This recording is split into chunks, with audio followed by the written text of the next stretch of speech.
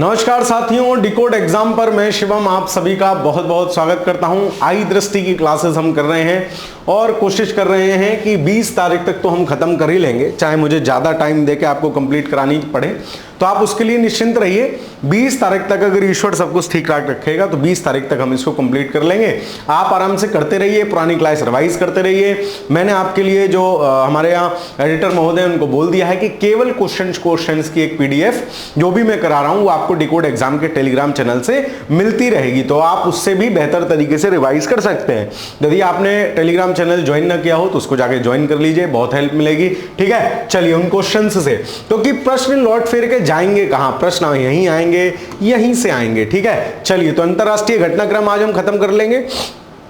National हम पहले खत्म कर चुके हैं, अगर आपने नहीं देखा है तो इससे बढ़िया तरीका आई दृष्टि को खत्म करने का कोई और नहीं हो सकता है, जिसमें हम पीडीएफ नहीं खेलते हैं, सिर्फ पीडीएफ नहीं पढ़ेंगे, हम उनके क्वेश्चंस भी सॉल्व करेंगे। चलिए तो आज अंतरराष्ट्रीय घटनाक्रम कोशिश करेंगे समाप्त कर लें। 25 प्लस प्रश्नों वाली मैं क्लास क्यों कह रहा हूं, क्योंकि करंट अफेयर्स के 25 प्रश्न तो आएंगे ही।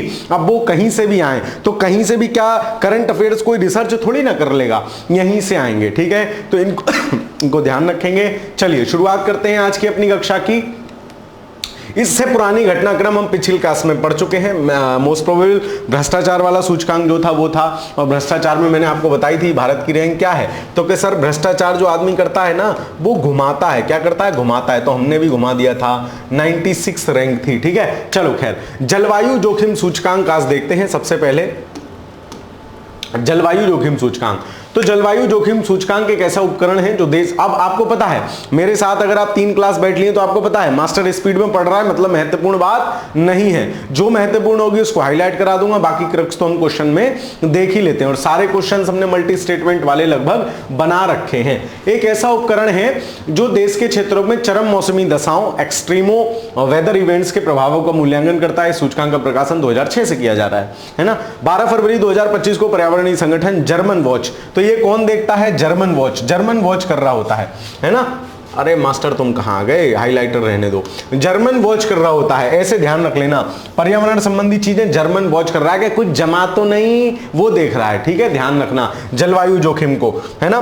प्रकाशित किया है सूचकांक के अनुसार 1993 से 2022 के मध्य 94 से अधिक मौसमी घटनाएं के कारण विश्व भर में इतने लोगों की मृत्यु हो गई है। ये मेंस में लिखने का बढ़िया डाटा है ना। जलवायु से रिलेटेड अगर कोई सवाल आएगा तो 9400 अधिक मौसमी दशाओं के कारण 7,65,000 लोगों की मृत्यु हुई है। वर्ष 93 से 22 के मध्य इतनी मौसमी घटनाओं के फलस्वरूप $4.2 ट्रिलियन की इसको हानि हुई है। तो याद रखना, अगर वैसे तो पूछेगा नहीं लेकिन फिर भी पिछले लगभग 20 और 10-30 सालों में 9400 प्लस मौसमी घटनाएं आई हैं, 7.5 लाख आदमी जिनमें मरा है, और $4.2 ट्रिलियन की इकोनॉमी का नुकसान हुआ है। तूफान इतने हैं, हीट वेव इतनी है, बाढ़ इतने हैं, तो मैक्सिमम क्या है, तूफान है। इस अवधि में सर्वाधिक उल्लेखनीय आर्थिक हानि तूफानों के कारण हुई है। तो जब सबसे ज्यादा तूफान है तो हानि भी सबसे ज्यादा किसके कारण होगी, तूफानों के कारण होगी। 30 वर्षीय अवधि में चरम मौसमी घटनाओं ने सर्वाधिक प्रभावित देशों की सूची में भारत कितने नंबर पे है, 6वें नंबर पे है। तो जलवायु का जोखिम है ना, जलवायु का जोखिम हमारे यहाँ कितना है, 6 है। ठीक है, चलो मतलब जलवायु का जोखिम होगा तो सब कुछ क्षय हो जाएगा, खत्म हो जाएगा, तो ऐसे ध्यान रख लेना 6 है। और मैं जो ये बोलता हूं लिख लिया करो किताब पे, है ना, मुझे भी याद नहीं रहता है मैंने क्या बोल दिया। ठीक है, तो ध्यान रखना। सबसे ज्यादा प्रभावित कौन है, अपना पड़ोसी शैतान भाई पाकिस्तान। और शीर्ष प्रभावित देश कौन है, शीर्ष सर्वाधिक प्रभावित देश 2025 वर्ष 2022 में, अच्छा 93 से 22 तक सबसे ज्यादा कौन है 30 सालों में, तो डोमिनिका है। ठीक है, डोमिनिका है। फिर सवाल कौन सा सही, हाल ही में संयुक्त राष्ट्र पर्यावरण कार्यक्रम यूएनईपी द्वारा जलवायु जोखिम सूचकांक जारी किया गया क्या, नहीं। पिछली कक्षा में एक लाली ने पूरे जितने भी लाली है, लाला है, मुझे ध्यान नहीं, शायद लाली है, उसने पूरे सबका रैंक लिख दी है ना। मैंने जो बताया था कि सूचकांक का नाम किसने जारी किया, भारत की रैंक और कौन नंबर 1, इतना इस वीडियो में भी कर लेना ताकि सबका भला हो जाए। ठीक है, चलो हाल ही में संयुक्त राष्ट्र पर्यावरण कार्यक्रम, तो क्या यूएनईपी जारी करता है क्या, ना। जोखिम को कौन देख रहा है, वाच करना पड़ता है, जर्मन वाच। 93 से 30 वर्षीय अवधि में चरम मौसमी घटनाओं से सर्वाधिक प्रभावित देशों की सूची में भारत 6वें नंबर पर है। ये बात बिल्कुल सही है। कौन सा सही है, केवल 2, ऑप्शन नंबर बी। ठीक, चलो ये एक छोटी सी बात आपसे शेयर करनी है। डिकोड एग्जाम जैसा कि आप जानते हो आरओ के लिए एकमात्र ऐसी संस्था है जो सिलेक्शन दे के दिखाती है आपको, अगर आप उस पर ट्रस्ट करते हैं और उस पर यकीन करके क्लासेस पढ़ते हैं तो आप 4 से 5 घंटा दीजिए, क्योंकि 26 में वैकेंसी संभवतः आएगी ही, क्योंकि 27 इलेक्शन वर्ष है, कुछ अध्याचन आयोग को प्राप्त है तो वैकेंसी तो देंगे ही, क्योंकि इलेक्शन के समय दिखाना होता है ना कि हमने भर्तियां की इतनी की। तो इस बात को ध्यान में रखते हुए ये बैच आपका 5 अगस्त से प्रारंभ होगा, 1 अगस्त से आपको इसकी डिटेलिंग मिलनी शुरू हो जाएगी, तो वो आराम से देख लीजिएगा। ठीक है, चलिए, रूस यूक्रेन संकट नया मोड़ और बढ़ता तनाव। अब रूस यूक्रेन में तमाम आप ध्यान के रख लेना। एक बार मैं इसमें लगाना भूल गया, सोच रहा था लगा लूं, रशिया और यूक्रेन की सराउंडिंग कंट्री बाउंड्रीज देख लेना, सवाल बनने की संभावना है क्योंकि लगातार चर्चा में। खैर, अब इसमें हमारे मतलब की ज्यादा चीजें नहीं है तो हम इसको स्पीड में पढ़ेंगे, ये पूरा बता रहे हैं क्या क्या हुआ, कैसे कैसे हुआ, अपने मतलब का ज्यादा नहीं है। रूस यूक्रेन युद्ध को 3 साल हो चुके हैं। 18 फरवरी 2025 को रूस अमेरिका वार्ता हुई सऊदी अरब में, कोई बात नहीं, ये याद रखना 18 फरवरी 2025 को रूस और अमेरिका में वार्ता हुई है, रियाद में, सऊदी अरब में। इसमें युद्ध विराम द्विपक्षीय संबंधों पर चर्चा हुई, लेकिन यूरोपीय, अब सोचो जिसके बारे में बात हो रही है उसे बाहर रख दिया, यूक्रेन और यूरोपीय दोस्तों को बाहर रखा गया। इसके बाद व्हाइट हाउस में ट्रंप और जेलेंस्की की बैठक हुई, वही जो वीडियो आपने देखी होंगी जिसमें जेलेंस्की कुछ आर्ग्यू कर रहे हैं। अमेरिका ने यूक्रेन से उनके रेयर अर्थ खनिज संपदा, सारा खेल पैसा का है, ठीक, सब खेल पैसे का चक्कर बाबू भैया, पर समझौता करने को कहा, बदले में उसे सुरक्षा सैन्य सहायता देने की पेशकश की, लेकिन यूक्रेन सहमत नहीं हुआ तो अमेरिका ने सहायता रोक दी। अमेरिका के समर्थन से उत्साहित रूस ने यूक्रेन पर फिर से हमले शुरू कर दिए। शांति प्रयासों की पृष्ठभूमि में 12 फरवरी को ट्रंप और पुतिन के बीच सीधी फोन पर वार्ता हुई थी, समझ बढ़ाने की शुरुआत हुई। फिर सऊदी अरब में, ये ध्यान रखना, ये वार्ता यूक्रेन और रूस की नहीं हुई है, रूस और अमेरिका की हुई है। यूक्रेन और यूरोपीय देशों से बाहर रखा गया, फिर दोबारा से शुरू किया गया, कुछ नहीं, कोई महत्वपूर्ण बात नहीं है। फिर जेलेंस्की की बैठक हुई व्हाइट हाउस, और उसमें व्हाइट हाउस में यूक्रेन ने समझौता ठुकरा दिया। मतलब ये भी एक दम चाहिए इतने बड़े देश के सामने, जिसको पूरा विश्व अपना अब्बा सा मान लेता है ना, उसके सामने मना करना, वो भी एक छोटा सा चीज के लिए, छोटे से देश के द्वारा, है ना। तो बाकी फिर जो है बहुत सारी चीजें हुई, यूरोपीय नेताओं की बैठक हुई। फिर इस बारे में यूरोपीय नेताओं ने लंदन में बैठक की कि भैया क्या किया जाना चाहिए। इस बैठक में अमेरिका द्वारा सैन्य सहायता रोकने पर आपत्ति व्यक्त की गई। 2 मार्च को यूक्रेन ने यूरोपीय संघ को समर्थन देने की बात कही। यूक्रेन के पास अब बहुत सीमित विकल्प बचे हैं, तो समझौता कर ले या निपट जाए, है ना। हालांकि 22 मई 2025 को अमेरिका ने G7 देशों का जो सम्मेलन हुआ है उसमें यूक्रेन के समर्थन में, यूक्रेन के खिलाफ रूस द्वारा जारी युद्ध की निंदा की है, मतलब यूक्रेन के समर्थन में बात कही है। ठीक, चलो, तो इसमें कोई महत्वपूर्ण सवाल बनेगा नहीं, घटना है, इसको ध्यान रख लेना। चलो, ट्रंप की वो एक बात, बस सवाल वैसे बनेगा नहीं, उसमें भी क्या ही सवाल बनेगा, किस किस ने बात की, ऐसा थोड़ी बनेगा। ट्रंप की गोल्ड कार्ड योजना, ये नया ड्रामा लेके आए हैं भैया। अमेरिका नागरिकता की नई कीमत। अमेरिका ग्रीन कार्ड और नागरिकता पाने के लिए दुनिया भर से लाखों लोग आवेदन करते हैं अमेरिका की नागरिकता पाने के लिए। US citizenship and immigration services के अनुसार 2024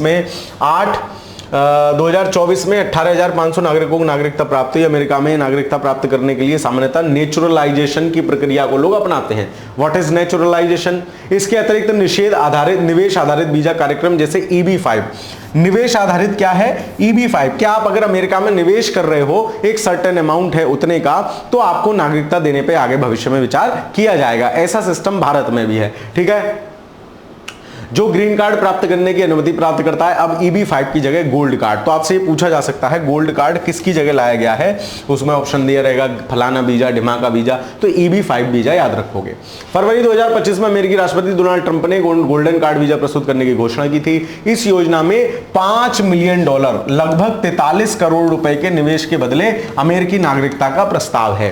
क्या $5 मिलियन इन्वेस्ट करो, 5 साल फिर आपको रहना पड़ेगा, वेटिंग वो सब करना पड़ेगा, 5 साल बाद, है ना। ये है तो $5 मिलियन याद रह जाएगा, पूछा जा सकता है स्टेटमेंट के माध्यम से। यह योजना EB-5, इसको भी याद रखना, EB-5 इन्वेस्टर वीजा प्रोग्राम के बदलने के लिए लाई जा रही है। कोई भी विदेशी व्यक्ति $5 मिलियन का भुगतान करके अमेरिकी ग्रीन कार्ड प्राप्त कर सकता है। गोल्ड कार्ड ग्रीन कार्ड के बराबर होगा और इसके धारकों को अमेरिकी नागरिकता प्राप्त करने का आधार होगा।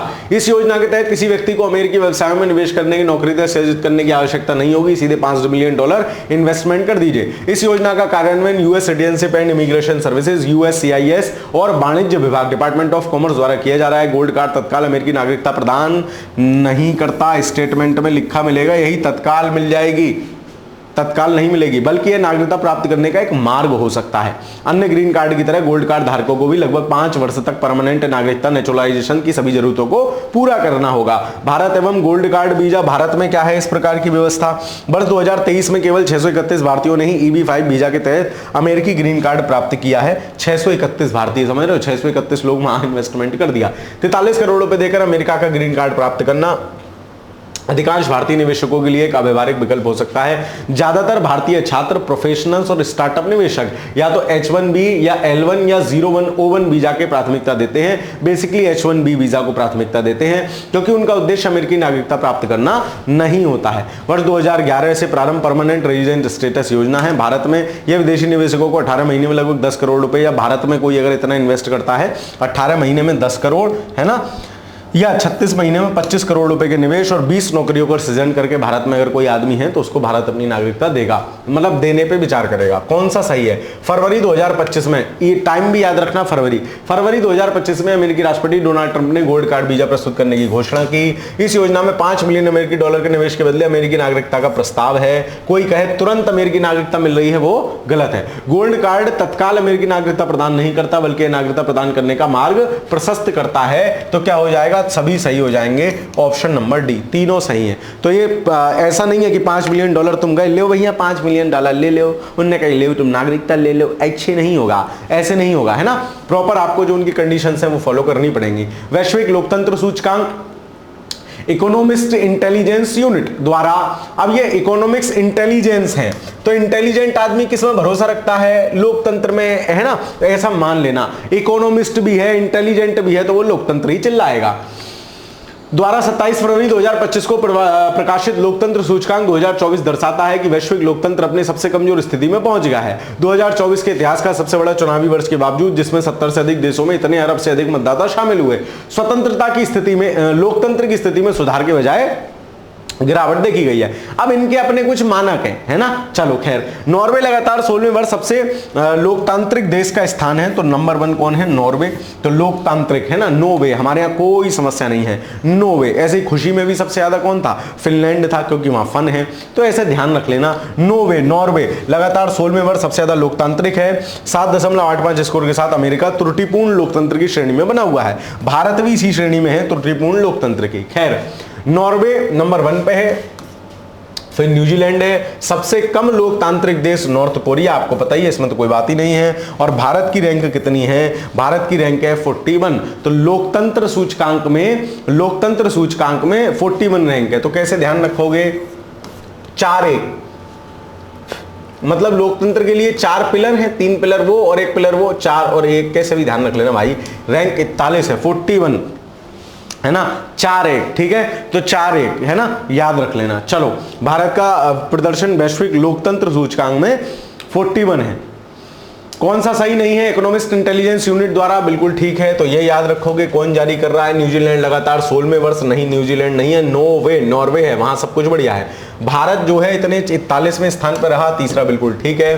कौन सही नहीं है? केवल 2, ऑप्शन नंबर बी इस प्रश्न का सही उत्तर होगा। आगे चले, बिल्कुल चलो सर। इंडोनेशिया ब्रिक्स का नवीनतम पूर्ण सदस्य। ब्रिक्स लगातार, अभी यूकेपीसीएस का एग्जाम हुआ था, उन्होंने मल्टी स्टेटमेंट वाला क्वेश्चन था, निम्न में से कौन ब्रिक्स के सदस्य नहीं है या हैं? तो याद रखना, ये सवाल आ सकता है, अच्छा सवाल बनेगा। ब्रिक्स, अब ये ब्रिक्स में जो 5 संस्थापक सदस्य हैं वो ये हैं, बी से ब्राजील, आर से रसिया, आई से इंडिया, सी से चाइना और एस से साउथ अफ्रीका। बाकी सब नए नए हैं। अंतर सरकारी संगठन है यह, वैश्विक दक्षिण, ग्लोबल साउथ के देशों का। ग्लोबल साउथ हम उन देशों को कह रहे हैं जो स्वघोषित या तथाकथित या जो भी उनके मानक हैं उनके हिसाब से विकसित हैं और जो विकासशील हैं। विकसित के अलावा जितना भी है सब ग्लोबल साउथ है। एक राजनीतिक और राजनयिक मंच प्रदान करता है। ब्रिक्स के आधिकारिक वेबसाइट के अनुसार वर्तमान में ब्रिक्स के 11 पूर्ण सदस्य हैं। याद रखोगे कितने? 11 पूर्ण सदस्य हैं। ये भी पूछा जा सकता है सीधे। 5 मूल सदस्य हैं। कौन कौन से? ब्राजील के नाम में ही है, Brazil, Russia, India, China, south Africa. Brazil, चीन, भारत, रूस और दक्षिण अफ्रीका हैं। जबकि 2024-25 के दौर में 6 नए सदस्य शामिल हुए हैं। कौन कौन से? मिस्र, इथियोपिया, इंडोनेशिया। तो याद रखोगे कौन कौन? Ethiopia, Indonesia, Iran. 3 ई से हैं, बड़ी ई से। कौन कौन? इथियोपिया, इंडोनेशिया और ईरान। एक है मिस्री, एक है सऊदी अरब और यूएई, संयुक्त अरब अमीरात। तो ये दोनों हैं, सऊदी अरब और संयुक्त अरब अमीरात, जो कंफ्यूज करते हैं दोनों आपस में नाम में, ये दोनों हैं। एक मिस्री है, जब सब शामिल हो गए तो बोले मिस्री खिलाओ। और सबसे लेटेस्ट कौन है? इंडोनेशिया। 3 ई वाले, इंडोनेशिया, इथियोपिया, ईरान। यूकेपीसीएस में सीधा सवाल था, कुछ नाम दिए थे कंट्री के, कौन कौन है, केवल 1 और 2, ऐसे करके उसमें सारा वाला जो था वो सही आंसर था। ठीक, चलो स्मरणीय तथ्य, 6 जनवरी 2025 को इंडोनेशिया आधिकारिक रूप से ब्रिक्स का सदस्य बन गया। ब्रिक्स समूह में शामिल होने वाला है दक्षिण पूर्व एशिया का पहला राष्ट्र है। ब्राजील की अध्यक्षता के तहत ब्रिक्स समूह में प्रथम विस्तार चिन्हित करता है। उल्लेखनीय है कि ब्राजील ने जनवरी 2025 को ब्रिक्स की अध्यक्षता ग्रहण की है। तो 2025 में ब्रिक्स का अध्यक्ष कौन है?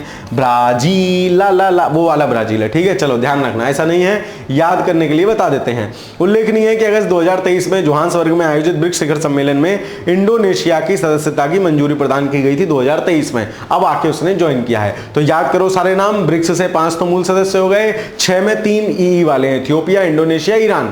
2 1 से नाम वाले हैं, संयुक्त अरब अमीरात मतलब यूएई और सऊदी अरब, और एक मिस्री है, बाटो मिस्री। चलो आगे चलते हैं। मिस्र मतलब इजिप्ट अंग्रेजी वालों के लिए कौन सही है? 6 जनवरी को इंडोनेशिया आधिकारिक रूप से ब्रिक्स का पूर्ण सदस्य बन गया। ब्रिक्स समूह में शामिल होने वाला है दक्षिण पूर्वी एशिया का पहला राष्ट्र है। बिल्कुल ठीक, दोनों कथन सही है। तो ऑप्शन नंबर सी इस प्रश्न का सही उत्तर हो जाएगा। ठीक है, आगे चलें। विश्व स्मारक निगरानी सूची है ना, ये काफी चर्चा में रही थी। तो विश्व स्मारक निगरानी सूची, द वर्ल्ड मॉन्यूमेंट्स वॉच, एक नामांकन आधारित कार्यक्रम है जो स्थानीय विरासत संरक्षण को वैश्विक जागरूकता एवं कार्रवाई से जोड़ता है। विश्व स्मारक निगरानी सूची को 1996 में लॉन्च किया गया था। अब इसकी घोषणा प्रत्येक 2 वर्षों में की जाती है। 15 जनवरी 2025 को WMF बर्ड मॉन्यूमेंट्स फंड्स द्वारा विश्व स्मारक निगरानी सूची की घोषणा की गई। इसमें कुल, इस सूची में इस वर्ष कुल 2025 कितने स्थल? 25 स्थल महाद्वीपों में, 5 महाद्वीपों में विस्तारित 29 देशों और चंद्रमा पर स्थित है, क्योंकि एक चंद्रमा को भी शामिल कर लिया है। जब यह पहला अवसर है जब किसी विश्व स्मारक निगरानी सूची में चंद्रमा को एक स्थल के रूप में शामिल किया गया है। ध्यान रखोगे, वर्तमान में चंद्रमा पर 90 से अधिक ऐसे ऐतिहासिक स्थल हैं जहां अंतरिक्ष यानों और चंद्र सतह के मध्य संपर्क स्थापित हुआ। इन स्थलों को अपोलो 11 मिशन का लैंडिंग स्थल ट्रैंक्विलिटी बेस भी शामिल है, जो 100 से अधिक ऐतिहासिक कलाकृतियों के साथ चंद्रमा पर मानवता के पहले पदचिन्हों को संरक्षित करता है। भारतीय स्थल कौन है? 2 भारतीय स्थल इसमें निगरानी सूची में है। ध्यान रखना, भुज का ऐतिहासिक जल प्रणालियां और मूसी नदी के किनारे ऐतिहासिक इमारतें। तो भुज की ऐतिहासिक स्थल इनको निगरानी सूची में डाला गया है। किसकी?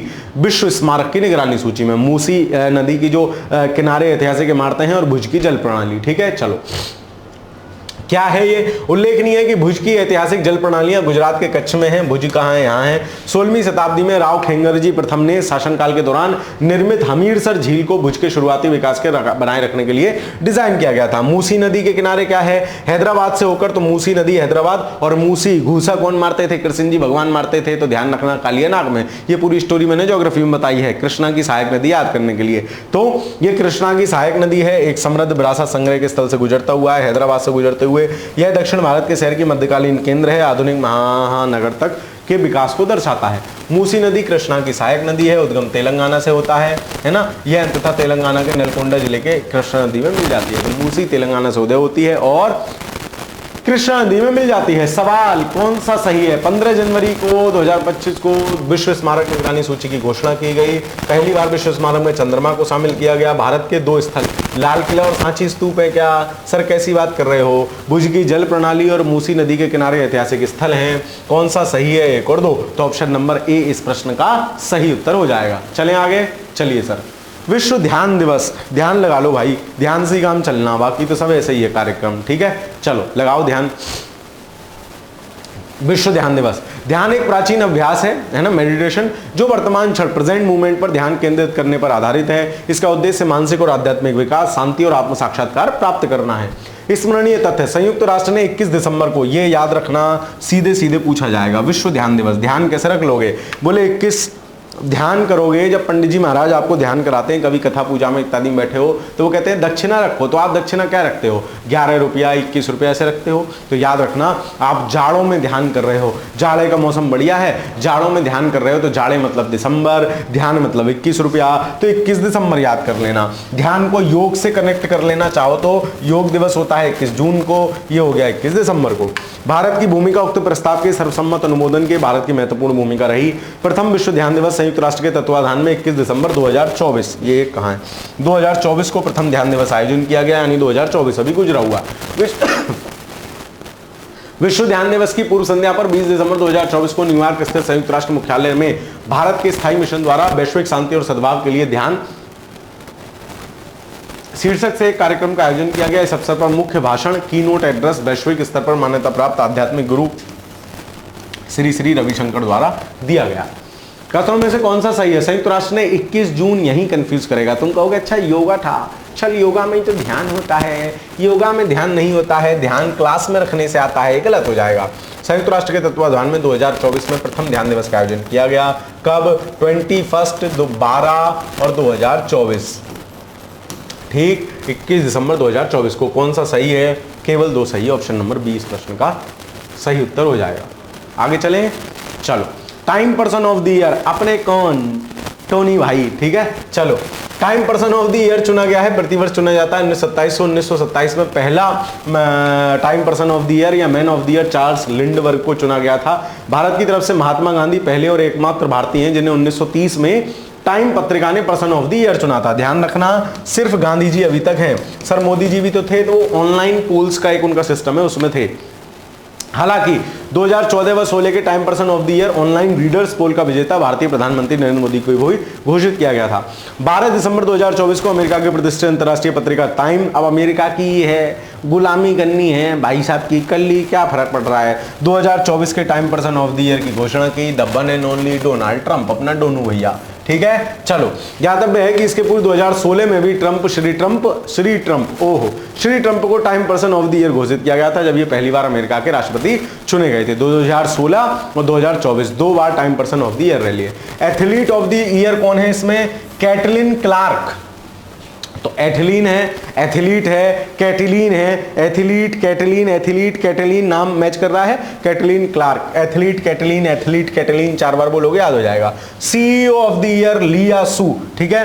तो सीईओ लिया सू है ना, सीईओ जो होते हैं वो सबका लिया है ना, ऐसे कैसे भी ध्यान रख लेना भाई, लिया सू है ना। Icon of the year Elton John, icon Elton और एथलीट कैटलिन, ऐसे नाम से सेम से हैं, दिमाग में रख लेना। मतलब 4-5 बार बोल लोगे, रटना नहीं है, पेपर में आएगा तो टिक लग जाएगा, बस इतना ही होना चाहिए। वर्ड ऑफ द ईयर कौन है? अब ये अलग अलग डिक्शनरी का है। ऑक्सफोर्ड इस डिक्शनरी द्वारा ब्रेन रॉट, जो ब्रेन रॉट को है उसको वर्ड ऑफ द ईयर घोषित किया है। तो एक ऑक्सफोर्ड का ध्यान रखना, brain rot, Oxford brain rot, ठीक है, ब्रेन रॉट। और कोलिंस डिक्शनरी, बिज डिक्शनरी छोड़ सकते हो, कोलिंस का याद रखोगे, कोलिंस डिक्शनरी द्वारा ब्रेट, तो ये भी ब्रेट रॉट है, ये ब्रेन रॉट है, ये ब्रेट है, एक से लगभग नाम है इनको। और मेरियम वेबिस्टर द्वारा पोलराइजेशन को, ये अलग अलग है, बिज डिक्शनरी द्वारा मैनिफेस्ट को। तो ध्यान रख लेना, ऑक्सफोर्ड वाला जरूर ध्यान रखना, ब्रेन रॉट, और कोलिंस का याद रख सकते हो, ब्रेट, लगभग सेम नाम है, ठीक है। चलो, कौन सही नहीं है? वर्ष 2024 को डोनाल्ड ट्रंप को Time person of the year चुना गया, बिल्कुल ठीक है। अमेरिकी महिला बास्केटबॉल खिलाड़ी कैटलिन क्लार्क को एथलीट ऑफ द ईयर चुना गया, ये भी ठीक है। ऑक्सफोर्ड डिक्शनरी ने brain rot of the year घोषित किया, ये भी ठीक है। कैम्ब्रिज ने पोलराइजेशन को नहीं, पोलराइजेशन किसका है? मेरियम वेबिस्टर का है ना। तो पोलराइजेशन कौन करेगा? जो बैलिस्टर टाइप आदमी होते हैं। पोलराइजेशन समझते हो? ध्रुवीकरण, किसी एक के पक्ष में माहौल बनाना, तो ये याद रख लेना, मेरियम वेबिस्टर। तो जो बैलिस्टर टाइप के लोग होते हैं, बैलिस्टर मतलब ज्यादा बोलने वाले टाइप, ऐसे है ना, बैलिस्टर का शाब्दिक अर्थ अलग होता है, लेकिन आप याद रखने ना, बैलिस्टर जो लोग होते हैं, मेरियम वेबिस्टर, वो ही पोलराइजेशन करते हैं। तो ऑक्सफोर्ड का ब्रेट रूट है, तो ये गलत हो जाएगा। बाकी पहला सही, दूसरा सही, तीसरा सही, तो केवल 4 गलत हो जाएगा। इससे बढ़िया क्या सवाल मिलेगा? पूरी घटना को निचोड़ के 4 स्टेटमेंट में दे दिया। यही सवालों के लिए लोग टेस्ट सीरीज में पैसा मांगते हैं। आई डस्टी की टच चिली टलाइंडे 250 रुपया दो, है ना। हम नहीं, हमारे यहाँ फ्री में आराम से करो सवाल याद, करंट अफेयर्स है ना। चलो आराम से करते हैं, कोई नो इशू, आपको free of cost PDF decode exam Telegram channel से। और बताओ जलवायु परिवर्तन प्रदर्शन सूचकांक, जलवायु में परिवर्तन कैसे होगा, हमारी रैंक शायद इसमें 10 है, देखते हैं। एक अभी जलवायु जोखिम देख के आए थे हम पीछे, है ना। चलो भारत जलवायु प्रदर्शन सूचकांक अंतरराष्ट्रीय जलवायु परिवर्तन नीति पारदर्शिता को बनाने का स्वतंत्र साधन है। विभिन्न देशों के जलवायु संरक्षण संबंधी प्रयासों का तुलनात्मक अध्ययन प्रस्तुत करता है। सूचकांक का प्रकाशन वार्षिक रूप से वर्ष 2005 से किया जा रहा है। सूचकांक के तहत 63 देश और यूरोपीय संघ जलवायु संरक्षण मूल्यांकन एवं तुलनात्मक अध्ययन प्रस्तुत करते हैं। ज्ञातव्य है कि EU और 63 देश संयुक्त रूप से विश्व को लगभग 90% ग्रीन हाउस गैस के लिए उत्तरदायी है, जो इसमें है 63 देश प्लस यूरोपियन यूनियन। ठीक, चलो बाकू अजरबैजान, अब ये सीधा सीधा पूछा गया था, पूछा भी जा सकता है। बाकू अजरबैजान में आयोजित UN जलवायु परिवर्तन सम्मेलन कोप-19 के द्वारा 20 नवंबर 2000 जर्मन वॉच क्लाइमेट एक्शन और नेटवर्क तथा न्यू क्लाइमेट इंस्टीट्यूट द्वारा संयुक्त रूप से जलवायु परिवर्तन प्रदर्शन सूचकांक। तो कोप-29 कहां हुआ है, बाकू। ठीक है, कैसे याद रखोगे, बाकू मतलब बाकी, कह रहा है बाकी रह गया, बोले क्या, क्योंकि ये कोप अलग अलग है, तो तुम ज्यादा दिमाग मत लगाओ, वो कोप-29 पूछेगा जलवायु परिवर्तन शिखर सम्मेलन का, तो कोप-29 बोले 29 बाकी रह गया, बोले कितना, ₹1 बाकी रह गया। बाकू मतलब ₹1 बाकी रह गया, क्यों, क्योंकि कोप-29 था, 30 होता तो पूरा हो जाता। तो अजरबैजान बाकू याद रखोगे मेरे दोस्त, ये भी यूके PCS में सवाल आया था मिलाने के लिए।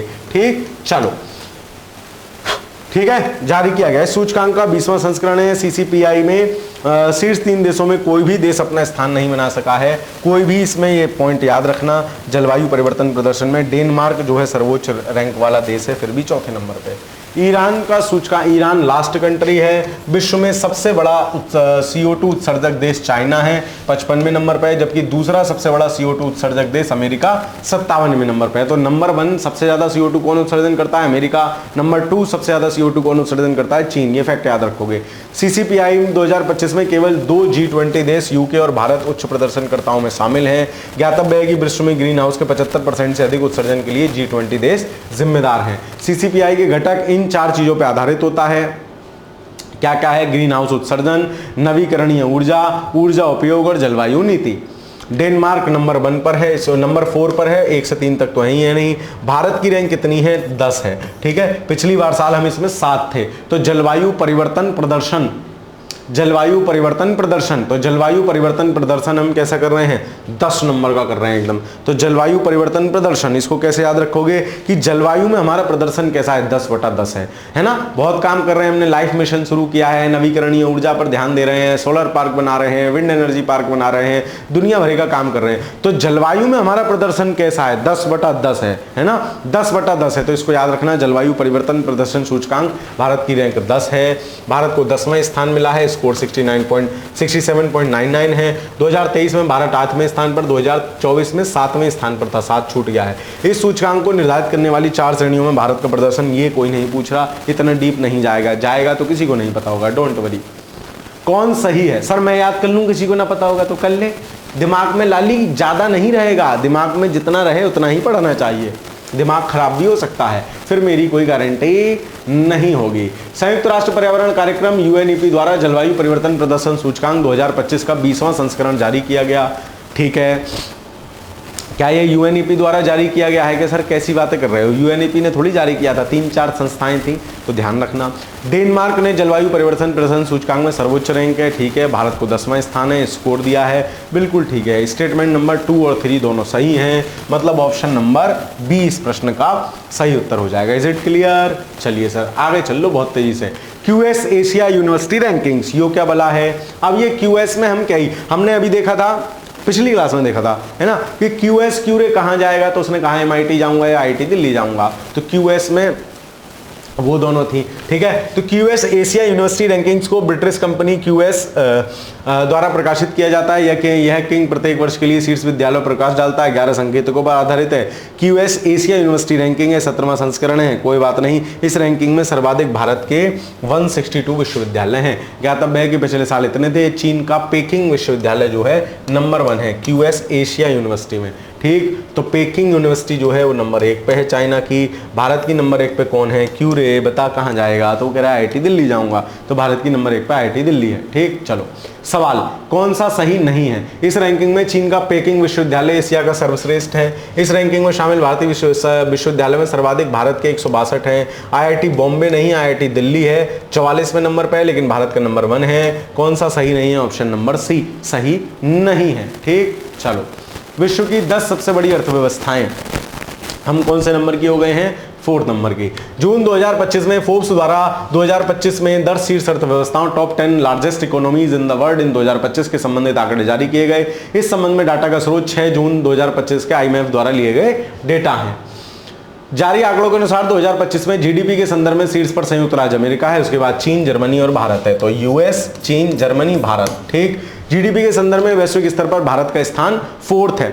जीडीपी के नंबर में हम 4th है, लेकिन पर कैपिटा इनकम हमारी काफी कम आती है क्योंकि हमारी जनसंख्या बहुत है। तो जीडीपी में आंकड़े देखो, मेंस में सवाल आएगा, मेंस में पॉजिटिव लिखना हो तो तुम ये लिख दो जी हम 4थे नंबर की अर्थव्यवस्था बन गए। नीचे कंक्लूजन में थोड़ी सी कमी दिखानी हो, आलोचना करनी हो, तो आप लिख दो कि पर कैपिटा इनकम बहुत कम है जी। तो अपन को दोनों बातें पता होना चाहिए। अपन को ना तो भगत बनना है, ना अपन को आलोचक बनना है, अपन को केवल अपने सवाल का आंसर लिखना है। तो मेंस की दृष्टि से डाटा महत्वपूर्ण है। प्रीलिम्स में भी पूछा जा सकता है। 4 बड़ी अर्थव्यवस्थाओं की क्रोनोलॉजी, तो नंबर 1 यूएस, फिर चाइना, फिर जर्मनी, फिर भारत। जीडीपी के संदर्भ में वैश्विक स्तर पर भारत का नंबर 4था है। वर्ष 2025 की 5 बड़ी अर्थव्यवस्थाएं निम्नवत हैं: US, China, Germany, Bharat, Japan. ठीक है, आपने सुना भी होगा कि जापान को पछाड़कर भारत आया नंबर 1, ध्यान रखना। चलो कौन सा सही है? जून 2025 में फोर्ब्स द्वारा विश्व की 10 अर्थव्यवस्थाओं से संबंधित आंकड़े जारी किए गए, फोर्ब्स ने जारी किए हैं, ध्यान रखना।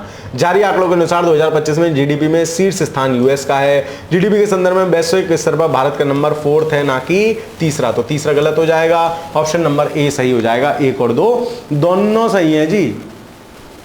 वर्ल्ड गिविंग इंडेक्स, कौन कितना ज्यादा दे रहा है? अगस्त 2024 में चैरिटीज फाउंडेशन, तो नाम भी ऐसा ही है, चैरिटीज एंड फाउंडेशन द्वारा वर्ल्ड गिविंग इंडेक्स जारी की गई है ना। उदारता से संबंधित वैश्विक प्रवृत्तियों पर प्रकाश डालता है। विश्व के 142 देशों को शामिल किया गया है। इसके अनुसार इंडोनेशिया है ना, हमने ये पीछे भी पढ़ा था, पीछे भी किसी उसमें था। तो इंडोनेशिया जो है सबसे ज्यादा उदार देश है। इंडो बोले इंडो, इनको दो, इंडोनेशिया इनको दो, नेशिया सब कुछ इनको दे दो, तो वो ज्यादा दान कर रहे हैं। इंडो इनको दो, ऐसे याद रख लेना। तो इंडोनेशिया गिविंग में नंबर 1 है। भारत का 26वां नंबर है ना, तो हम ज्यादा नहीं देते, 25% दान करते हैं, ऐसे याद रखना। तो 25 से 26 हो जाएगा। 25-26% देते हैं, ज्यादा नहीं देते सर, बहुत हो जाता है। 25-26% इंडो इनको दे दो, ये सब देते हैं। इंडोनेशिया हम 25-26% देते हैं। 4 देश रैंक नंबर 1 इंडोनेशिया, फिर केनिया, फिर सिंगापुर। ठीक, सवाल, निम्नलिखित कथनों में से कौन सा सही है? वर्ल्ड गिविंग इंडेक्स के अनुसार भूटान सर्वाधिक उदार है क्या? अरे भूटान, इंडोनेशिया इनको दे दो सब, इंडो। भारत 26वें नंबर पे है, तो हम 25-26% ही दान करते हैं, बिल्कुल ठीक है। दूसरा सही है, हमसे सही पूछा है। तो 53 का आंसर हो जाएगा ऑप्शन नंबर बी। वाह सर वाह, मोदी जी वाह। ऐसे अगर कोई आई दृष्टि पढ़ा देना, कतई आनंद सा आ जाए सर। पहले घटना पढ़ ले, फिर सवाल पढ़ ले, बचा क्या? सवालों का पीडीएफ मिल जाएगा। जहां मास्टर पीला करा रहा है, किताब लेके बैठो, पीला करते रहो, सवाल बाद में रिवाइज कर लो। इससे बढ़िया तरीका आई दृष्टि पढ़ने का नहीं हो सकता है। तो अगर आपको चीजें पसंद आती हैं तो भाई वीडियो लाइक कर दिया करो, है ना। कमेंट बाद में कर जाया करो, लाइव के बाद देखने के बाद, कह रहे सर थोड़ा अच्छा सा ना लगा, थोड़ा खराब सा लगा। 1-2 लिख देते हैं, मास्टर आप नौटंकी करता। भाई नौटंकी नहीं कर रहा हूं, बोर हो जाओगे क्लास में, ठीक है। मुझे कोई मजा थोड़ी आता है, सर्कस थोड़ी चल रहा है ना, है ना। एक लिख रहा था सर मजा नहीं आया, तो मजा नहीं आया तो क्या यहाँ कोई डैश डैश डैश चल रहा है ना, जो मजा आएगा। तो ध्यान रखो, थोड़े सकारात्मक बात है। आपके कमेंट लिखने से ही पता चल जाता है कि आप कितने सीरियस हो परीक्षा के लिए। पिछली क्लास में मैंने कहा था, एक लाली ने कमेंट किया सिर्फ, सारे वो सूचकांक, उनके देश और उनकी रैंक उसने कर दिया, उसको याद होगा, उसका पेपर में सवाल आपसे ज्यादा सही होगा। तो आज भी आपसे कहा है, तो जो लिख देगा उसका भला, जो ना लिखे उसका भी भला। चलो भाई आगे चलते हैं। रूल ऑफ लॉ इंडेक्स, कहां पर रूल ऑफ लॉ है? कानून का शासन। वर्ल्ड जस्टिस प्रोजेक्ट एक स्वतंत्र बहुविषयक पर काम करने वाला संगठन है जो कि कानून के शासन को आगे बढ़ाने, प्रोत्साहित करने, जागरूकता पैदा करने के लिए विश्व भर में कार्य कर रहा है। इसका मुख्यालय वाशिंगटन डीसी में है। 23 अक्टूबर को वर्ल्ड जस्टिस प्रोजेक्ट, तो नाम ध्यान रख लेना, वर्ल्ड जस्टिस प्रोजेक्ट द्वारा रूल ऑफ लॉ इंडेक्स जारी किया गया। यह सूचकांक विश्व के 142 देशों, क्षेत्राधिकारों, जनसंख्या के लगभग 95% के कानून के शासन का मापन करता है। इस सूचकांक में लगातार 7वें वर्ष कानून में गिरावट दर्ज की गई है। विगत वर्ष के सर्वेक्षण से 57% अधिक देशों में कानून का शासन में गिरावट दर्ज की गई है। हालांकि भारत उन गिने चुने देशों में है जिसने इसके रूल ऑफ लॉ में वृद्धि दर्ज की है। आप खुश हो सकते हैं, है ना। भारत का कितना स्थान है रूल ऑफ लॉ में? 79 स्थान है। नंबर 1 पे कौन है रूल ऑफ लॉ में? डेनमार्क है। तो रूल ऑफ लॉ, कानून का शासन, तो कानून का शासन हमारे यहाँ 7 दिन है। कानून का शासन 7 दिन है, तो 7 दिन है और 2 कानून के 2 हाथ है ना, कानून के दोनों हाथ लंबे हैं कहते हैं ना, तो कानून के 2 हाथ साथ में जुड़ गए तो कितने हो गए? 9। तो हमारे यहाँ कानून कितना है? कानून का शासन 7 दिन है और कानून के दोनों हाथ इसमें जुड़ गए साथ में, तो 79। ध्यान रख लेना, ये कहानी तुम्हें जब पेपर में सवाल आएगा, सवाल में डाटा होगा तब याद आएगी, यार कानून का शासन कुछ तो बता रहा था मास्टर, रूल ऑफ लॉ 7 दिन रहता है और कानून के हाथ लंबे। 79 देख के तुम्हारा दिमाग एक्टिव हो जाएगा। ध्यान रखना, डेनमार्क नंबर 1 है। ठीक है, चलो प्रविधि क्या है, इसमें क्या क्या शामिल किया जाता है? तो सरकारी शक्तियों में अवरोध, भ्रष्टाचार, खुली सरकार, मौलिक अधिकार, ये दुनिया भर की चीजें, ये आपसे कोई नहीं पूछ रहा। नोबेल पुरस्कार, हालांकि पुराना हो गया है अक्टूबर में मिले थे, लेकिन है ना, अक्टूबर में मिले थे, हमने दिसंबर वाली क्लास में भी किए थे। सवाल पूछा जा सकता है तो हम ध्यान रख लेते हैं, केवल नाम ध्यान रखेंगे। 21 अक्टूबर को स्टॉकहोम में जन्मे स्वीडिश आविष्कारक और उद्यमी अल्फ्रेड नोबेल, इन्होंने डायनामाइट का आविष्कार किया था। फिर इन्हें लगा यार खतरनाक चीज बना दी, तो अपनी सारी संपत्ति दान कर गए। अल्फ्रेड नोबेल की वसीयत में उल्लिखित उनकी इच्छा को पूर्ण करने हेतु 1900 में एक निजी संस्थान में के रूप में नोबेल फाउंडेशन की स्थापना हुई। अर्थशास्त्र का नोबेल, इकोनॉमिक्स का नोबेल किसको मिला है? तो 14 अक्टूबर 2024 को स्टॉकहोम स्वीडिश स्थित द रॉयल स्वीडिश एकेडमी द्वारा अर्थशास्त्र के नोबेल पुरस्कारों की घोषणा की गई। इस वर्ष यह पुरस्कार संयुक्त रूप से 3 अर्थशास्त्रियों को प्रदान किया गया है। कौन कौन है?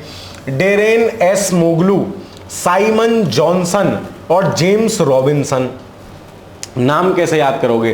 तो डेरेन एस मोगलू, भाई वो डरेगा नहीं, क्यों? क्योंकि उसके पास है अर्थ, उसको अर्थशास्त्र का नोबेल मिल गया। डेरेन मोगलू, भाई मैं नहीं डरता, डेरेन एस मोगलू। ठीक है, फिर साइमन जॉनसन, ठीक है, तो जॉनसन बेबी का सोप आता है, वो भी अर्थ के पैसों से आता है, महंगा आता है सर, साइमन जॉनसन, तो ऐसे याद रख लेना, अर्थशास्त्र से कोई डरेगा नहीं। जॉनसन का साबुन है, वो भी अर्थ से आता है, अर्थ से आता है, महंगा आता है, साइमन जॉनसन। और जेम्स रॉबिन्सन, तो इसको भी याद रख लेना, जेम्स रॉबिन्सन, साइमन और डेरेन एस मोगलू। जेम्स रॉबिन्सन, तो उसके साबुन से याद कर लेना कि रॉबिन नाम का कोई बालक है ना, वो नहाता है ना, तो ऐसे याद रख लेना। अर्थ से, पैसे से क्या होगा? डेरेन, वो किसी से नहीं डरेगा। मोगलू बोले उल्लू है तो किसी से डरूंगा। डेरेन एस मोगलू, मैं किसी से नहीं डरता भाई। साइमन जॉनसन, जॉनसन का साबुन महंगा आता है, पैसों में आता है, अर्थ में आता है। जेम्स रॉबिन्सन, तो ऐसे करके इन तीनों को ध्यान रख लेना। ये दोनों MIT के प्रोफेसर हैं, ये शिकागो विश्वविद्यालय के प्रोफेसर हैं। इन तीनों अर्थशास्त्रियों को पुरस्कार संस्थाओं के गठन और आर्थिक समृद्धि से उनके प्रभाव, संस्थाओं का कोई, यह पुरस्कार संस्थाओं के गठन और आर्थिक समृद्धि पर उनके प्रभाव, मतलब कोई संस्था जब गठन होती है और उसका आर्थिक समृद्धि पर क्या प्रभाव पड़ता है उसके लिए दिया गया है। नोबेल शांति पुरस्कार, शांति किसे मिलेगी? शांति, भाई शांति कहना क्यों नहीं मानती? मानेगी सर, अभी मानेगी शांति। ठीक है, तो ओस्लो स्थित द नॉर्वेजियन नोबेल कमेटी द्वारा 2024 का नोबेल शांति पुरस्कार की घोषणा की। यह पुरस्कार निहोन हिडांक्यो नामक जापानी संगठन को मिला है।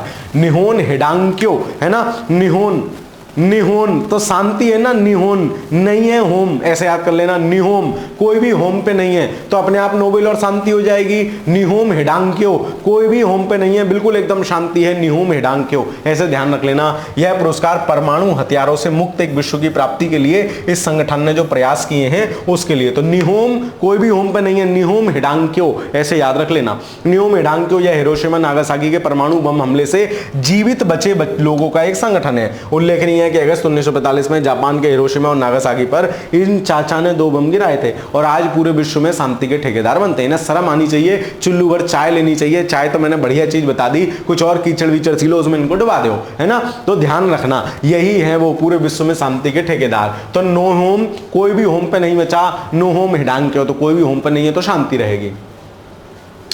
साहित्य का नोबेल पुरस्कार। स्टॉकहोम स्थित द स्वीडिश अकेडमी द्वारा 2024 के साहित्य के नोबेल की पुरस्कार की घोषणा की गई। यह नोबेल पुरस्कार दक्षिण कोरियाई, तो पूछा भी जाता है किस देश की है, दक्षिण कोरियाई लेखिका हान कांग, है ना, हान कांग को प्रदान की गई। तो याद रखो दक्षिण कोरिया है, हांगकांग है, ऐसे याद रख लेना, हान कांग इनका नाम है। हान कांग को क्या मिला है, हान कांग को साहित्य का नोबेल पुरस्कार मिला है। पुरस्कार जीतने वाली पहली दक्षिण कोरियाई महिला है, साथ ही दक्षिण कोरिया की दूसरी नागरिक है जिन्होंने कोई नोबेल पुरस्कार जीता है। इसके पूर्व 2000 में दक्षिण कोरिया के तत्कालीन राष्ट्रपति, इनको शांति पुरस्कार मिला था।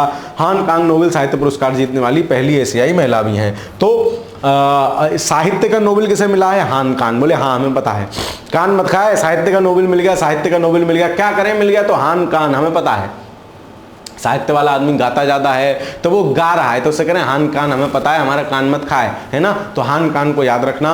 और ये साउथ कोरिया की महिला है हान कान, ठीक है। हान कान को यह पुरस्कार उनके गहन काव्यात्मक गत पोइटिक प्रोज के लिए मिला है जो ऐतिहासिक त्रासदियों का सामना करता है और मानव की नाजुकता को उजागर करता है। हान कान को अंतर्राष्ट्रीय स्तर पर उनके उपन्यास द बेजरिटन के लिए जाना जाता है। 2015 में इसे डेबरा स्मिथ ने अंग्रेजी अनुवाद किया था। इसे इंटरनेशनल बुकर पुरस्कार भी मिल चुका है। तो हान कान, हाँ कान मत खाए, साहित्य नोबेल मिल गया भाई, पता है मिल गया। अब हमने कौन कौन से पढ़ लिए याद कर लो। हमने इकोनॉमिक्स का पढ़ लिया, तो इकोनॉमिक्स वाला डेरेन, डरता ना भाई किसी से, मोगलू गोल्लू थोड़ी हूं मैं, किसी से नहीं डरता। दूसरा था जॉनसन बेबी, तीसरे में था रॉबिन, तो रॉबिन जॉनसन बेबी से नहाता है, वो भी पैसे से आता है। दूसरा हमने पढ़ा शांति का, तो शांति निहोम ओडंक्यो, जापानी संगठन है, होम पे कोई नहीं है, निहोन है, होन पे कोई नहीं है, एलोन है, कैसे भी याद रख लेना, शांति है। तीसरा हमने पढ़ा साहित्य का, तो हान कान, कान मत खा भाई, साहित्य का नोबेल मिल गया, हमें याद है, ठीक। चलो अब रसायन के नोबेल पे आ जाते हैं। तो रसायन के नोबेल पुरस्कार प्राप्त किया गया 3 वैज्ञानिकों को दिया गया है। 3 कौन कौन है, डेविड बेकर, डेमिस हसाबिस और जॉन एस जंपर। अब देखो तुम खुद कनेक्ट कर लोगे। जंपर की जो गेंद आती थी ना, जिसे टक मारते थे और इतनी ऊंची उछलती थी, तो जंपर वाली मतलब उसमें कोई बढ़िया सा रसायन पड़ा हुआ होता होगा। नॉर्मल रबड़ होती तो इतनी उछलती क्या, नहीं उछलती सर, तो कोई रसायन होगा, तो जंपर की बॉल थी। और ये रसायन से कुछ बेक कर रहा है भाई, डेविस बेकर रसायन से कुछ बना रहे हैं, बेक कर रहे हैं। और तीसरा क्या है, हसाबिस, है ना, हसाबिस तो रसायन ही होती है, नाइट्रस ऑक्साइड गैस होती है जिससे सब हंसते हैं, जिसे लाफिंग गैस कहते हैं, तो वो भी रसायन है। तो हसाबिस कौन, सारे कैसे हंसेंगे, किसी रसायन की वजह से हंसेंगे। जंपर भी रसायन है और रसायन वाला कुछ बेक कर रहा है, वो भी किसी रसायन हॉल में किया जाता है। तो तीनों बात याद रह जाएंगी रसायन वालों के, तीनों नाम। ये रटने नहीं है, मैं फिर कह रहा हूं, रटोगे भूल जाओगे, रटना नहीं है, ठीक। इस पुरस्कार के तहत 11 मिलियन स्वीडिश क्रोनर की पुरस्कार की राशि, आधा हिस्सा तो डेविड बेकर भाई को दिया गया। बोले तुम खाना पका रहे हो, तुम्हें ज्यादा समय लगेगा, डेविड बेकर, ठीक, ऐसा है नहीं, याद करने के लिए बता रहा हूं। बाकी आधा इन दोनों को, हसाबिस और जंपर भाई को दिया गया।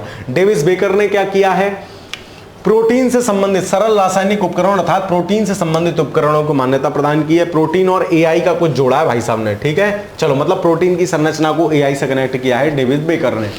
डेमिस हसाबिस और जॉन जंपर ने प्रोटीन संरचना की भविष्यवाणी की है। बेसिकली दोनों प्रोटीन से ही कनेक्टेड हैं।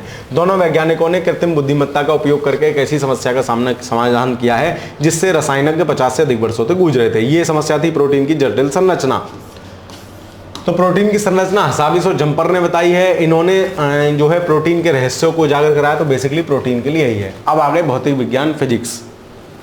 फिजिक्स का किसको मिला है, पुरस्कार संयुक्त रूप से 2 वैज्ञानिकों को मिला है। कौन कौन है फिजिक्स वाले, जॉन जे हाफील्ड, है ना, जॉन जे हाफील्ड और जियोग्राफिक ई हिलिंटन। तो जॉन जे हाफील्ड है और हिंटन है। तो हाफील्ड और हिंटन दोनों, किसी ने हिट कर दिया किसी ने, उसने हाफील्ड कर दी, चले गए, और दोनों जे जे हैं। तो फिजिक्स है ना, तो फिजिक्स बोलो मेरे साथ, फिजिक्स, जिक्स पे जा पे जोड़ दो, फिजिक्स भौतिकी, फिजिक्स जा पे जोड़ दे रहे हो ना। और यहां भी ये जॉन जे हाफील्ड है और ये हिल्टन है। तो तुम्हें याद रहेगा ये भी ज्योग्राफी है, जोफ्री और जॉन जे। तो जॉन जे, जोफ्री और फिजिक्स पे जोड़ दो, जिक्स जा पे जोड़ दोगे तो तुम्हें ध्यान रह जाएगी बात, पेपर में काम चल जाएगा, उत्तर गोला काला हो जाएगा, बात खत्म।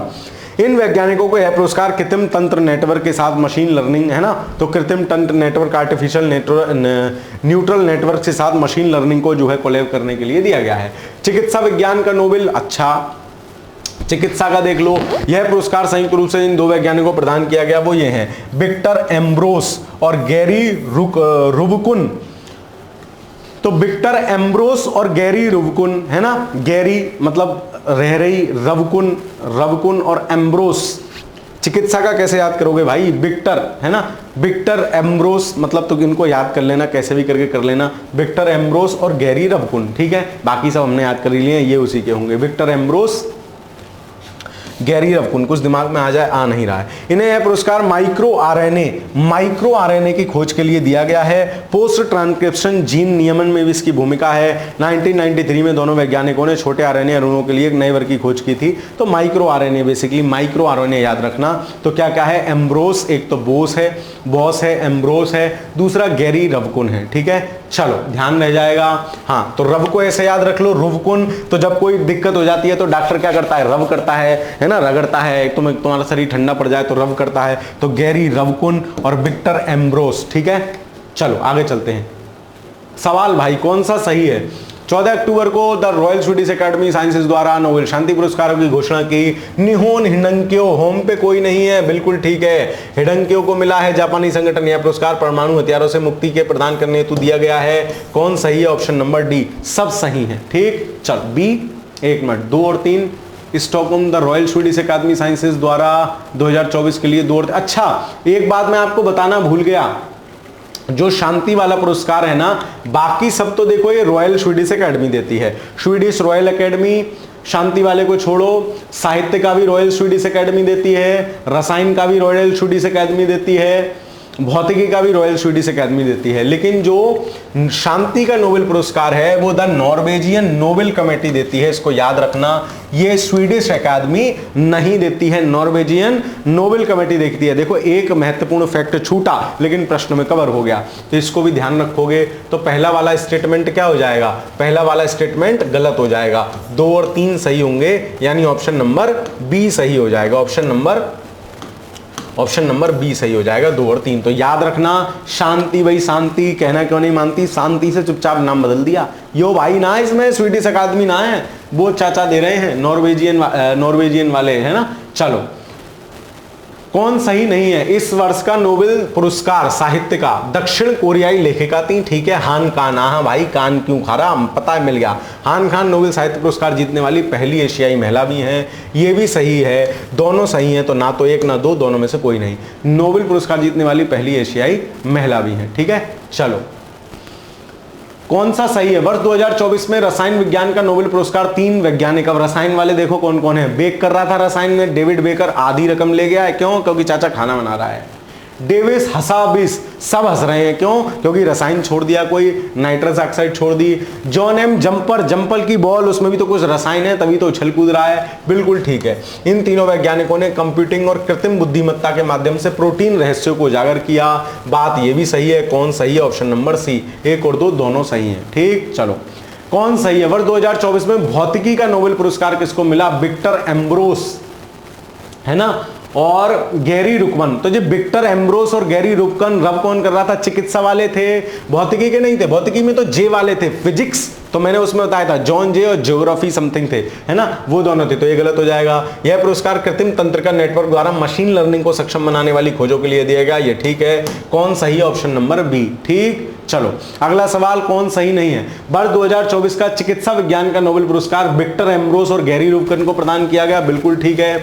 यह पुरस्कार माइक्रो आरएनए की संरचना के लिए दिया गया है, पोस्ट ट्रांसक्रिप्शन जीन रेगुलेशन में इनकी भूमिका के लिए दिया गया है, तो यह भी ठीक है। हमसे पूछा है कौन सा सही नहीं है, तो ऑप्शन नंबर डी हो जाएगा, ना तो 1 ना 2। तो हमने नोबेल पुरस्कार सारे देख लिए, सारों को मेमोराइज कर लिया, पेपर में आएगा तो हमारा टिक लग जाएगा। इतनी सी बात है, डैश डैश डैश है, गाना तुमने सुना ही है, ठीक है। तो इसको ध्यान रख लेना, ये सवाल यहां से बन सकता है। पुरानी घटना है, लोग नोबेल को छोड़ जाएंगे, कह रहे बहुत दिन हो गए, अब ना नोबेल पूछ रहा। मास्टर भी तुम्हारी तरह सोचेगा, उसका भी दिमाग खटकेगा, वो कहेगा अच्छा मैचिंग का सवाल बनाता हूं, शाले नोबेल पूछ लेता हूं, टाइम टाइम फिच हो जाओगे। तो ध्यान रख लेना। और नोबेल शांति पुरस्कार, शांति से दूसरा नाम कर दिया उसका, स्वीडिश अकादमी नहीं देती है, नॉर्वेजियन कमेटी करके देती है। तो ये बात हमारी यहां तक समाप्त हो गई, ठीक है। चलो आगे चलते हैं। अब टाइम्स वैश्विक विश्वविद्यालय ranking, time university ranking, QS पढ़े आए हो। क्यूएस में कौन है, एमआईटी। कहां, क्यों बे, कहां जाएगा, तो एमआईटी जाएगा, आईआईटी दिल्ली जाएगा। टाइम वैश्विक महाविद्यालय रैंकिंग, तो टाइम की क्या है, वैश्विक टाइम्स वैश्विक विद्यालय रैंकिंग ब्रिटिश पत्रिका टाइम हायर एजुकेशन का एक वार्षिक प्रकाशन है। यह रैंकिंग एक नई वैश्विक विद्यालय रैंकिंग है। इस प्रविधि के अंतर्गत किसी संस्थान के प्रदर्शन को 5 क्षेत्रों 18 प्रदर्शन संकेतों में मापा जाता है। यह क्षेत्र निम्नवत हैं, उसका टीचिंग एक्सपीरियंस क्या है, उसमें रिसर्च एनवायरनमेंट कैसा है, अनुसंधान की गुणवत्ता क्या है, अंतर्राष्ट्रीय दृष्टिकोण क्या है, उद्योग क्या है। स्मरणीय तथ्य, टाइम्स हायर एजुकेशन द्वारा वैश्विक विश्वविद्यालय रैंकिंग जारी की गई। इस रिपोर्ट का 21वां संस्करण है। कोई नहीं पूछ रहा, हमें केवल वो बताओ वो कौन कौन से हैं। सबसे ज्यादा यूएस के संस्थान हैं, ऑक्सफोर्ड नंबर 1 है। तो अपना टाइम आएगा अपन भी फोड़ देंगे, टाइम आएगा तो सब कुछ फोड़ देंगे। टाइम्स यूनिवर्सिटी रैंकिंग ऑक्सफोर्ड याद रह जाएगी सर, बिल्कुल रहेगी। अपना टाइम आएगा तो अपन भी सब कुछ फोड़ फाड़ करेंगे। ऑक्सफोर्ड विश्वविद्यालय इस रैंकिंग में लगातार 9वीं बार प्रथम है। तो टाइम जब आएगा हमेशा ऑक्सफोर्ड ही इसमें रहता है, तो अपना टाइम आएगा तो अपन भी सबको फोड़ देंगे, टेंशन नहीं लेनी है। सदा इस रैंकिंग के अनुसार भारतीय विज्ञान संस्थान और आईआईएससी बेंगलुरु है ना, आईआईएससी बेंगलुरु है। तो साइंस वालों का ही टाइम चल रहा भाई, आर्ट वालों को कौन पूछ रहा, मास्टर यहां खड़े होकर पढ़ा रहा है। खैर, भारतीय विज्ञान संस्थान बेंगलुरु, साइंस को याद रखोगे, अदरवाइज किसी भी बात को मास्टर की नहीं लेना है। मास्टर बहुत प्रेम से पढ़ाने में यकीन रखता है, आत्मा खोल के पढ़ाने में यकीन रखता है। बढ़िया से पढ़ा रहा हूं, समझ लो, पेपर में सवाल सही हो जाएगा, मुझे याद कर लेना, दुआ दे देना, आशीर्वाद दे देना। बड़े हो तो ठीक है, छोटे भाई बहन हो तो दुआ दे देना कि वाह मास्टर वाह। इस रैंक बाकी कमेंट कर जाया करो यार, हैं पढ़ते रहता हूं, थोड़ा थोड़ा लगता है कि हाँ चलो थोड़ा पेट्रोल मिल गया अगली क्लास के लिए। तब कमेंट करते हो तो अगले दिन क्लास का मन नहीं करता कि अरे यार छोड़ो, ये तो पढ़ा ही नहीं रहे हैं कुछ, है ना। तो तुम लोग थोड़ा ध्यान रखा करो इस बात का। आगे चलते हैं। तो फिर अपना भारतीय विज्ञान संस्थान है नंबर 1 पर, आईआईएससी बेंगलुरु है। अपना टाइम आएगा सब कुछ फोड़ देंगे। ऑक्सफोर्ड, और किसका टाइम चल रहा है, भारत में साइंस वालों का। सवाल क्या बनेगा, हाल ही में टाइम्स हायर एजुकेशन वैश्विक विश्वविद्यालय रैंकिंग 2025 जारी की, बिल्कुल ठीक। ऑक्सफोर्ड यूनिवर्सिटी को फर्स्ट नंबर मिला है। रैंकिंग के अनुसार भारतीय विज्ञान संस्थान नंबर 1 है। सर तीनों सही हैं, तो सभी सही हो जाएगा।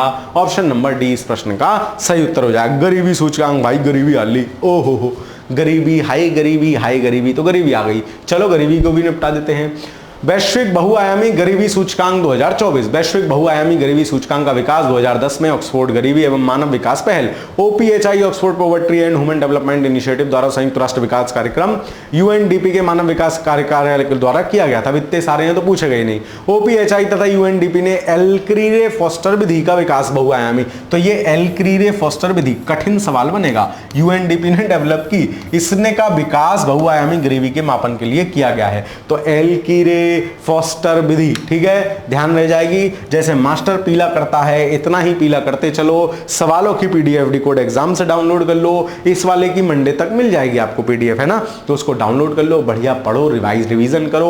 वीडियो देखने का मन हो 2x पे लगा के वीडियो देख लो, क्योंकि वीडियो में बहुत सारी चीजें मेमोराइज हो जाती हैं। इससे बढ़िया तरीका ई दृष्टि का नहीं मिलेगा। चलो, सभी के लिए एक बेहतर, दिमाग की खोपड़ी में घुस जाएगी करंट अफेयर्स, है ना।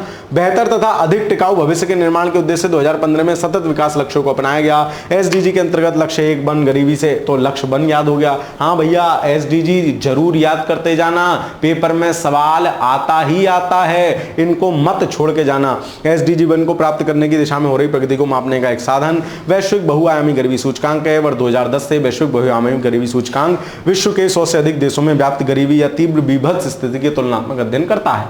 17 अक्टूबर 2024 को संयुक्त राष्ट्र विकास कार्यक्रम यूएनडीपी और ऑक्सफोर्ड गरीबी मानव विकास पहल ओपीएचआई द्वारा संयुक्त रूप से वैश्विक बहुआयामी गरीबी सूचकांक, तो याद रह जाएगा यूएनडीपी और ये ओपीएचआई 2 कर रहे हैं, तो ये आ सकता है, क्योंकि मुझे लग रहा है पता नहीं क्यों आएगा। तो गरीबी सूचकांक यूएनडीपी ओपीएचआई याद रखोगे। इस वर्ष की रिपोर्ट का केंद्रीय विषय है संघर्ष के मध्य गरीबी, है ना। पॉवर्टी एमिड कॉन्फ्लिक्ट वैश्विक बहुआयामी गरीबी सूचकांक 2024 के तहत विश्व के 112 देशों में इतने लोगों का आंकड़ा संकलित किया गया है। इतने लोग गंभीर गरीब हैं, इतने से ज्यादा आयु वर्ग के बच्चे हैं, कोई नहीं पूछ रहा। ये सब मेंस में लिखने के काम आएगा। कुल 1.1 बिलियन बहुआयामी गरीब सिर्फ 533 मिलियन लोग सहारा अफ्रीका में निवासित हैं, जबकि बहुआयामी गरीबी लोग 402 मिलियन दक्षिण एशिया में निवासित हैं। अब मैं ये एक एक लाइन पढ़ूं, समझे। 1.1 लोग गरीबी से, आधी संख्या 18 वर्ष से कम आयु के है। फिर 4 बार हाथ हिलाऊं, फिर ऐसे करके माथे पर पसीना कहूं, फिर कहूं देखो 2 घंटे से बैठा हूं तुम्हारे लिए, है ना। ये सब नहीं है, ये सब नौटंकी है, ठीक है। नौटंकी नहीं करनी आती भाई, चलो ध्यान रखो, है ना। कुल 1.1 बिलियन बहुआयामी, एसी चल रहा है आराम से, खड़े होकर पढ़ा रहा हूं, इसमें क्या गर्मी लगेगी, क्या मैं पसीना पहुंचूं, क्या नौटंकी करूं, 2 घंटे से खड़ा हूं, भाई मेरा काम है, मुझे पैसा मिलता है पढ़ाने का, ठीक है। चलो कुल 1.1 मिलियन बहुआयामी मैं देखता हूं ना, मैं सोचता हूं यार क्या ठीक है। बहुआयामी रूप से गरीब लोगों में 533 मिलियन लोग सारा अफ्रीका में निवासित हैं, जबकि बहुआयामी गरीब लोग, तुम्हारा मनोरंजन करना भी तो जरूरी है, बोर ना हो जाओ। विश्व की बहुआयामी गरीबी 83.2% जनसंख्या उपसारा क्षेत्र दक्षिण अफ्रीका में निवास कर रही है। मोटा मोटा याद रख लेना, सहारा अफ्रीका को बार बार गरीब कह रहे हैं, तुम वैसे ही गरीब बताया होगे अफ्रीका को, तुम्हें कितनी बार तो मैंने बताया है। बहुआयामी गरीबों की 83% जनसंख्या ग्रामीण क्षेत्रों में निवास करती है। इस रिपोर्ट के अनुसार संघर्ष से प्रभावित देशों में गरीबी दर उन देशों की तुलना में लगभग 3 गुना अधिक है जो संघर्ष से प्रभावित नहीं। ऑब्वियस है, जहां संघर्ष होगा गरीबी जैसे सिस्टम वहां बढ़ ही जाएंगे। लगभग 40% बहुआयामी रूप से गरीब लोग ऐसे देशों में निवास कर रहे हैं जो युद्ध और अस्थिरता को कम और शांति का सामना कर रहे हैं। बहुआयामी देशों में गरीबों की संख्या भारत में 234 मिलियन है, M4 मिलियन, ठीक है, तो इसको ध्यान रखोगे। चलो आगे चलते हैं। इन 5 देशों में Bharat, Pakistan, Ethiopia, Nigeria, Congo, DRC, ठीक है, इनमें आधी संख्या गरीबों की निवास करती है, ये कह रहे हैं। भारत की स्थिति क्या है? भारत MPI मूल्य इतने से घटकर इतना रह गया है, भारत में इतनी गरीबी इतने रह गई है, कोई बात नहीं। सवाल क्या बनेगा, कौन सही नहीं है?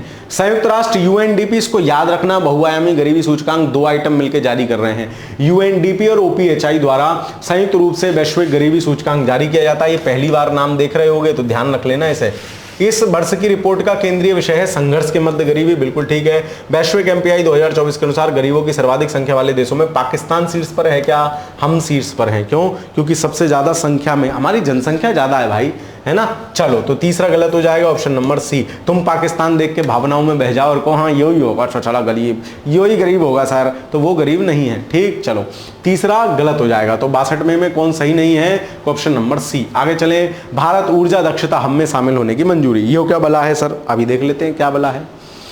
ऊर्जा दक्षता हब, एनर्जी इफिशियंसी हब की स्थापना वर्ष 2019 में सरकारों के मध्य एक स्वैच्छिक सहयोग के रूप में की गई थी। इसका उद्देश्य ऊर्जा दक्षता की तैनाती को सुनिश्चित, सुदृढ़ करने और वैश्विक संवाद को बढ़ावा देना है। हालांकि इस हब की औपचारिक स्थापना 2019 में ही हो गई थी, लेकिन इसे आधिकारिक रूप से 2021 में लॉन्च किया गया। तो याद रखोगे, ऊर्जा दक्षता हब स्थापना भी पूछ सकता है कब, 2019 में हो गई थी, लेकिन लॉन्चिंग 2021। तो जैसा ऑप्शन हो वैसा आंसर। इस प्रकार इसका पूर्ण पैमाने पर संचालन प्रारंभ हुआ। इस हब के 16 संस्थापक देश कौन कौन है? याद नहीं रहेंगे, अपना देखो कि है कि नहीं।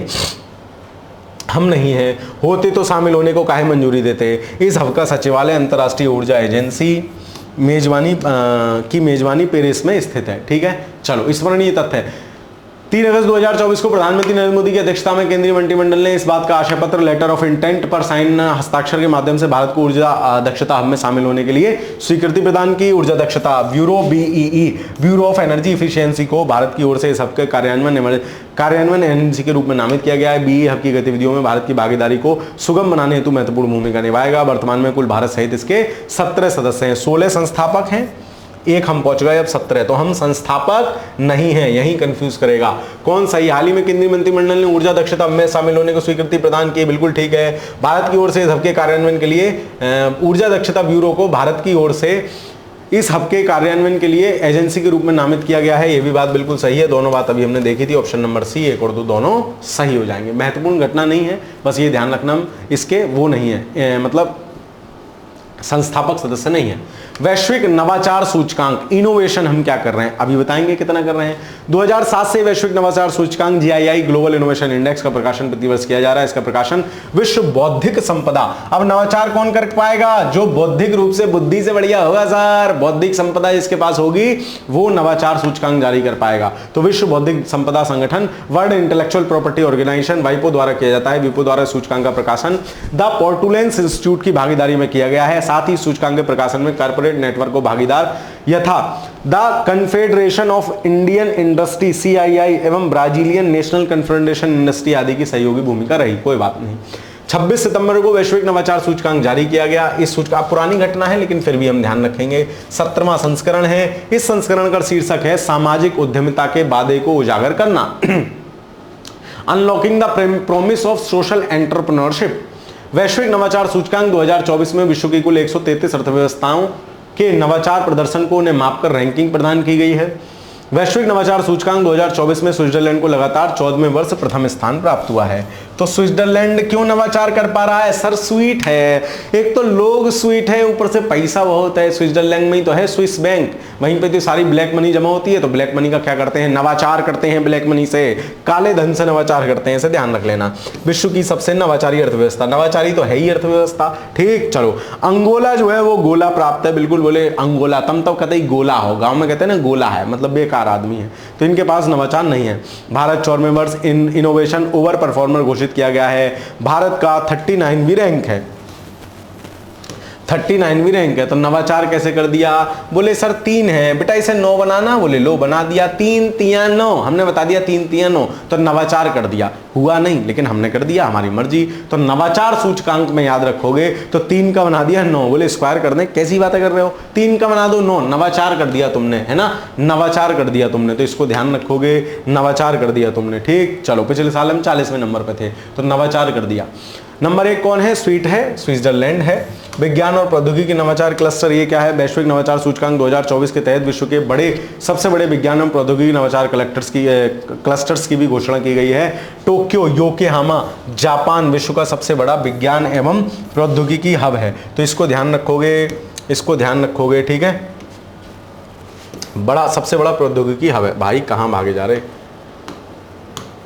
ठीक है। चलो, विश्व के शीर्ष 100 विज्ञान एवं प्रौद्योगिकी क्लस्टर्स में भारत के 4 शहर कौन कौन से? बेंगलुरु, दिल्ली, मुंबई और चेन्नई है, ठीक। बेंगलुरु, दिल्ली, मुंबई, चेन्नई, तो ये 4 बड़े शहर हैं, इनको ध्यान रखोगे। सवाल देखो क्या है, विश्व बौद्धिक संपदा संगठन WIPO, है ना, द्वारा वैश्विक नवाचार सूचकांक 2024 का प्रकाशन किया गया। भारत को 14वें वर्ष इनोवेशन ओवर परफॉर्मर है हम, ठीक है, इनोवेशन ओवर परफॉर्मर है, तो इस बात को ध्यान रख लेना, ओवर परफॉर्मर है। वैश्विक नवाचार सूचकांक 2024 में भारत के 38.3 स्कोर के साथ 25वीं रैंक है। क्या कैसी बातें कर रहे हो सर? अभी तो बताया नवाचार करना बेटा, 3 को हमने बना दिया 9, सर मैंने 3 से गुणा की थी, कर दिया नवाचार 39, याद हो गया सर, याद तो हो ही जाता है, इस बात की तो आप चिंता ले ही मत किया करो। ऑप्शन नंबर A, मास्टर के पास काला जादू आता है, मास्टर उस काला जादू को तुम्हारी वीडियो में इनबिल्ट कर देता है, फेंक देता है, तो तुम्हें याद हो जाता है। खैर ऐसा कुछ नहीं है भाई, करने याद हो जाता है। चलो, विश्व प्रतिभा रैंकिंग 2024, प्रतिवर्ष विश्व प्रतिभा रैंकिंग का प्रकाशन institute of management development IMD द्वारा किया जाता है, तो याद रखना प्रतिभा IMD, ठीक है, IMD द्वारा प्रतिभा रैंकिंग का वो प्रकाशन किया जाता है। घरेलू प्रतिभाओं में सब नापते हैं। IMD द्वारा वर्ल्ड कंपटीशन सेंटर द्वारा प्रतिभा रैंकिंग जारी की गई, 11वां संस्करण है। विश्व की कुल 67 अर्थव्यवस्थाएं शामिल की गई। भारत को कितना नाम है? 58वां स्थान है भारत का। 2023 में 56 थे। एशिया प्रशांत क्षेत्र में सिंगापुर को प्रथम स्थान मिला है, जबकि एशिया प्रशांत के क्षेत्रों में भारत 12वें नंबर पे है। मंगोलिया लास्ट है, बोले गोला हो तो मंगोलिया तो सबसे लास्ट है। स्विट्जरलैंड जो है उसके पास प्रतिभा है, नवाचार है, प्रतिभा है, स्विट्जरलैंड नंबर 1 पे है। भारत में प्रतिभा नहीं है। क्यों? बोले प्रतिभा तो होती मास साहब, अगर 60% नंबर आ जाते ना तो मैं फर्स्ट डिवीजन पास है जाता हूँ, लेकिन मेरे 58% ही आए। पहले हमारे समय में, है ना, मेरा 2011 का 10th है, 2011 का 10th है, तो हमारे समय में, हमारे से पहले वाले में, हमारे समय में तो ठीक था सिस्टम, फिर भी हमसे पहले वाले में अगर किसी के 60% से कम आते थे ना, 58 आए, 59 आए, तो उसको सेकंड नहीं कहते थे, उसको कहते थे गुड सेकंड आई है। तो मां साहब मैं क्या कर ले, तो मेरा हो जाता, प्रतिभा तो मेरी स्थापित हो जाती, मेरी प्रतिभा तो स्थापित हो जाती कि बालक प्रतिभावान है, 60% ला सकता है, लेकिन मां साहब 58% नंबर आए, 2% नंबर कम रह गए, मैं गुड सेकंड आया, मतलब मैं गुड सेकंड डिवीजन पास हो गया। तो गुड, वो मन को बहलाने के लिए गालिब ख्याल है, अच्छा है, गुड सेकंड कह लेते थे, उसके आगे गुड लगा देते थे, ठीक है। चलो, तो गुड सेकंड आ गया मैं, मतलब मेरी प्रतिभा कम ना है, मेरी प्रतिभा 60 लाए की, लेकिन कोई नकारा आपकी तरह से बैठा हुआ था, उनने मुझे नंबर कम दे दिए। तो 58 रैंक याद रहेगी भारत की? सर बिल्कुल याद रहेगी। सबसे ज्यादा प्रतिभा और नवाचार किसके पास है? सर स्वीट है बड़ी, उसके पास प्रतिभा भी है, तो प्रतिभा स्वीट है ऐसे याद रख लेना, नवाचारी ऐसे याद रख लेना। चलो, कैसे भी ध्यान रख लेना। कौन सही नहीं है? IMD वर्ल्ड कंपटीशन सेंटर द्वारा विश्व प्रतिभा रैंकिंग जारी की गई, तो बिल्कुल ठीक है। WTR 2000 वर्ल्ड में सम्मिलित 67 देशों की सूची ने भारत में 18वां थोड़ी है। सर प्रतिभा तो मेरे पास थी, 58% नंबर आए, तभी तो गुड सेकंड पास हुआ मैं। तो दूसरा गलत है, कौन सही नहीं है? ऑप्शन नंबर 2 केवल B, ठीक। चलो, भारत का 43वां विश्व धरोहर स्थल, इसको ध्यान रखोगे, सवाल पूछा जाएगा, ठीक। मोइद्दम सवाल पूछा जाएगा। चलो, यूनेस्को विश्व, और वो थे संरक्षण स्थलों की सूची में 2 हैं, मूसी नदी है और एक वो थी भुज की जल निकास प्रणाली। यूनेस्को की विश्व धरोहर समिति का 46वां सत्र जो है भारत मंडपम नई दिल्ली में हुआ, तो ये भी याद रखोगे। यूनेस्को का विश्व धरोहर समिति का 46वां सत्र दिल्ली में आयोजित हुआ जुलाई में। यह प्रथम अवसर है जब भारत ने विश्व धरोहर समिति के वार्षिक सत्र की मेजबानी भारत की धरोहर समिति के 46वें आयोजन के लिए भारत के संस्कृति मंत्रालय द्वारा, और ये भारतीय पुरातत्व सर्वेक्षण के नामित किया गया था एजेंसी। दिल्ली में प्रधानमंत्री मोदी जी ने इसका सत्र का उद्घाटन किया। प्रधानमंत्री ने विकास भी और विरासत भी विषय पर प्रकाश डाला। प्रधानमंत्री ने यूनेस्को विश्व धरोहर केंद्र का $1 मिलियन के अनुदान की भी घोषणा की। इस योगदान का उपयोग क्षमता निर्माण, तकनीकी सहायता, विश्व धरोहर स्थल के संरक्षणों में किया जाएगा। इस योगदान से विशेष रूप से वैश्विक दक्षिण के देशों को लाभ प्राप्त होगा, ग्लोबल साउथ को। उल्लेखनीय है कि विश्व धरोहर समिति के 46वें सत्र के उद्घाटन में यूनेस्को के महानिदेशक आंड्रे अजेल द्वारा भाग लिया गया। धरोहर प्रबंधन के विभिन्न पहलुओं को समर्पित कई मंचों का आयोजन किया गया। इसमें विश्व धरोहर युवा पेशेवर फोरम तथा विश्व धरोहर प्रबंधकों के फोरम का भी आयोजन किया गया। उल्लेखनीय विश्व धरोहर समिति के 46वें सत्र का उद्घाटन समारोह में प्रधानमंत्री द्वारा की गई घोषणा के अनुसार भारत में युवा पेशेवरों के लिए विश्व धरोहर प्रबंधन में एक सर्टिफिकेट कार्यक्रम भी शुरू किया गया। सब बोल वचन है, फालतू की बातें हैं, सवाल नहीं बनेगा। विश्व धरोहर समिति 46वें सत्र के दौरान इस समिति द्वारा विश्व भर में कुल 24 नए यूनेस्को स्थल घोषित किए गए। तो ये याद रखना, 24 स्थल घोषित किए गए। 24 में इतने सांस्कृतिक फलाना कोई नहीं पूछ रहा। इन नए स्थलों को शामिल किए जाने के बाद अब विश्व के 168 देशों में संख्या 1223 हो गई है। डी फैक्ट है, पूछेगा नहीं, लेकिन फिर भी थोड़ा सा याद रख लेना, 1223 हो गई है। ठीक, 24 नए स्थल बनाए हैं। 76वें सत्र में 26 जुलाई को असम भारत में स्थित मोइदम्स अहोम राजवंश का टीला दफन है ना, अहोम राजवंश का टीला प्रणाली, टीला दफन को आधिकारिक तौर पर यूनेस्को की विश्व धरोहर सूची में शामिल किया गया है। भारत का 43वां धरोहर स्थल है। इससे पहले वो शांति निकेतन और वो और शामिल किए गए थे। खैर, साथ ही विश्व धरोहर सूची में शामिल होने वाला असम का तीसरा है। असम के 2 और हैं, है ना, असम का तीसरा। तो जितना मास्टर पीला करे ना उतना किताब में पीला करते रहो, रिवीजन में इससे ज्यादा नहीं पढ़ना है। चलो, इसके पूर्व असम स्थित कांजीरंगा, तो असम में कांजीरंगा एक है, और मानस वन्यजीव अभ्यारण्य है। तो ये अलग से भी पूछे जाते हैं। और अभ्यारण्य की बर्तनी याद रखना, हिंदी वालों पूछी जाएगी। ये अभ्यारण्य नहीं होता है, ध्यान रखना, अभ्यारण्य नहीं होता है ना। ये शब्द है अभय धन अरण्य। अरण्य माने जंगल, अभय माने जहां अभय रूप से घूम सको, तो हो जाएगी दीर्घ संधि, बन जाएगा अभयारण्य। बार बार बताता हूं इसलिए ध्यान रखना इसको, अभयारण्य। ठीक है, चलो, विश्व धरोहर सूची में शामिल किया गया। आगे चलते हैं। उक्त दोनों स्थलों को प्राकृतिक श्रेणी के अंतर्गत 1985 में शामिल किया गया था, किसे, कांजीरंगा को और मानस को, जबकि मोइदम्स को सांस्कृतिक श्रेणी में शामिल किया है। तो यह भी पूछा जा सकता है मोइदम्स किस श्रेणी में है, सांस्कृतिक श्रेणी में है। स्पष्ट है कि मोइदम्स विश्व धरोहर सूची में शामिल किया जाने वाला असम का पहला सांस्कृतिक स्थल है और असम का तीसरा स्थल है और पहला सांस्कृतिक है। ठीक, चलो, लोगो क्या था इस बार का, तो विश्व धरोहर समिति के 46वें सत्र का लोगो कर्नाटक स्थित हम्पी स्मारकों का समूह था, है ना। ग्रुप्स ऑफ माउंट मोनूमेंट्स इन हम्पी से प्रेरित है, जो कि एक विश्व धरोहर स्थल है। कर्नाटक, हम्पी, तो हम्पी कई बार पूछा जाता है कहाँ है, कर्नाटक है। आपको बताना है कि हम्पी का जो टेम्पल है वो किस नोट पे है, वर्तमान किस नोट पे है, कमेंट में बताओगे। इस लोगों में हम्पी स्थित विजय विट्ठल मंदिर के सामने स्थित, अच्छा वो कट गया है फैक्ट कुछ, चलो, पत्थर के रथ नहीं है, पत्थर के रथ को प्रदर्शित किया गया है, जो कि एक प्रतिष्ठित स्मारक है। इस लोगो प्रतीक चिन्ह की टैगलाइन है सहनोहु यशः, मतलब हम सब एक साथ यश प्राप्त करें, हमारा सबका एक साथ यश बढ़े, गौरव बढ़े, है ना, सहनोहु यशः। ये बेसिकली एक उपनिषद है, तैत्तिरीय उपनिषद की लाइन है, अगर मैं गलत नहीं हूं तो। यह टैगलाइन संस्कृत में है, जिसका हिंदी अर्थ है हमारा गौरव बढ़े, मे आवर ग्लोरी ग्लो। उल्लेखनीय है कि यह टैगलाइन प्राचीन संस्कृत ग्रंथ तैत्तिरीय उपनिषद, लो आ गया, तैत्तिरीय उपनिषद की है। ठीक है, उपनिषद, उप माने बैठना, निषद माने पास, गुरु के समीप बैठ के पाया हुआ ज्ञान उपनिषदों में संकलित है, इसको भी ध्यान रखोगे। तो हमारा गौरव साथ बढ़े, शाह नु यशः। ठीक, मोइदम्स क्या है, मोइदम असम के चराईदेव जिले में है ना, और असम के पटकाई पर्वतमाला, पटकाई बुम पर्वतमाला के पास हैं। मोइदम टीले नुमा संरचना है, यह अहोम राजवंश की है, इससे ज्यादा इसमें कुछ नहीं पढ़ना है। उल्लेखनीय है कि ताई अहोम 13वीं शताब्दी के राजकुमार फलाना ढिमाका, तो उन्होंने 13वीं से 19वीं शताब्दी तक 600 वर्षों तक शासन किया, कोई बात नहीं। इसका नाम है मोइदम्स का आत्मा के लिए घर, होम फॉर स्पिरिट। तो विश्व धरोहर स्थल में सबसे ज्यादा धरोहर किसकी हैं? इटली की धरोहर सबसे ज्यादा है भाई। इटली की एक धरोहर तो हमारे धोरे भी है। विश्व में धरोहरों की संख्या में भारत विश्व में 6वें स्थान पर है। भारत की कितनी धरोहर? 43। पिछले 10 साल में 10, 12, 13 धरोहर स्थलों को शामिल किया है पिछले एक दशक में, है ना, बड़ी मात्रा में शामिल हुई है। अब ये विश्व धरोहर स्थल सारे दिए हैं, कौन किस समय हुआ, तो ये कहानी है पूरी, देखते चलो। आगरा का किला उत्तर प्रदेश में, अजंता की, तो सबसे पहले आगरा का किला और अजंता की गुफाएं, एलोरा की गुफाएं, ताजमहल। तो अजंता एलोरा आपसे अलग से भी पूछी जाती हैं। ये कहाँ? ये है महाराष्ट्र में। ताजमहल आपको पता है महाबलीपुरम का तमिलनाडु में पड़ता है ना। नरसिंह वर्मन प्रथम ने महाबलीपुरम का मंदिर बनवाया था। एलोरा की गुफाएं राष्ट्रकूट शासकों ने बनवाई थी। सूर्य मंदिर कोणार्क, गोवा चर्च कॉन्वेंट, फतेहपुर सीकरी उत्तर प्रदेश, हम्पी कर्नाटक। एलिफेंटा महाराष्ट्र, तो एलिफेंटा महान जीवित चोल, अच्छा इसको कुछ होगा। पददत्त स्मारकों का समूह कर्नाटक, सांची बौद्ध मध्य प्रदेश। हुमायूं का मकबरा दिल्ली, कुतुब मीनार उसके स्मारक दिल्ली, पर्वतीय रेलवे दार्जिलिंग रेलवे, बोधगया का महाबोधि मंदिर बिहार, ये सब नाम दिए हैं। लेटेस्ट जो था वो ये था शांति निकेतन और होयसल के समूह, है ना, शांति निकेतन और होयसल, ये पिछली बार। और इससे पहले धौरावीरा और कार्तिकेय रुद्रेश्वर रामप्पा मंदिर शामिल किए गए थे। उसके बाद शांति निकेतन और होयसल के पवित्र मंदिर समूह शामिल किए गए थे। शांति निकेतन पश्चिम बंगाल में, होयसल के पवित्र मंदिर समूह कर्नाटक में है। ये दोनों 2023 में, और इस बार मोईदम से शामिल किए गए हैं अहोम राजवंश की प्रणाली। ठीक है, ये प्राकृतिक स्थल है, ये मिश्रित स्थल है, कंचनजंगा। सवाल क्या बनेगा?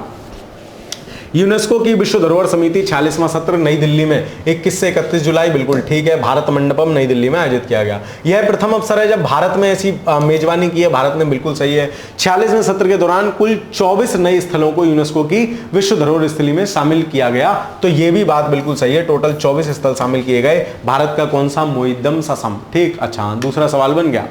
कौन सही नहीं है? मैं कह रहा कि इतना महत्वपूर्ण फैक्ट क्वेश्चन में मेरे से छूट कैसे गया।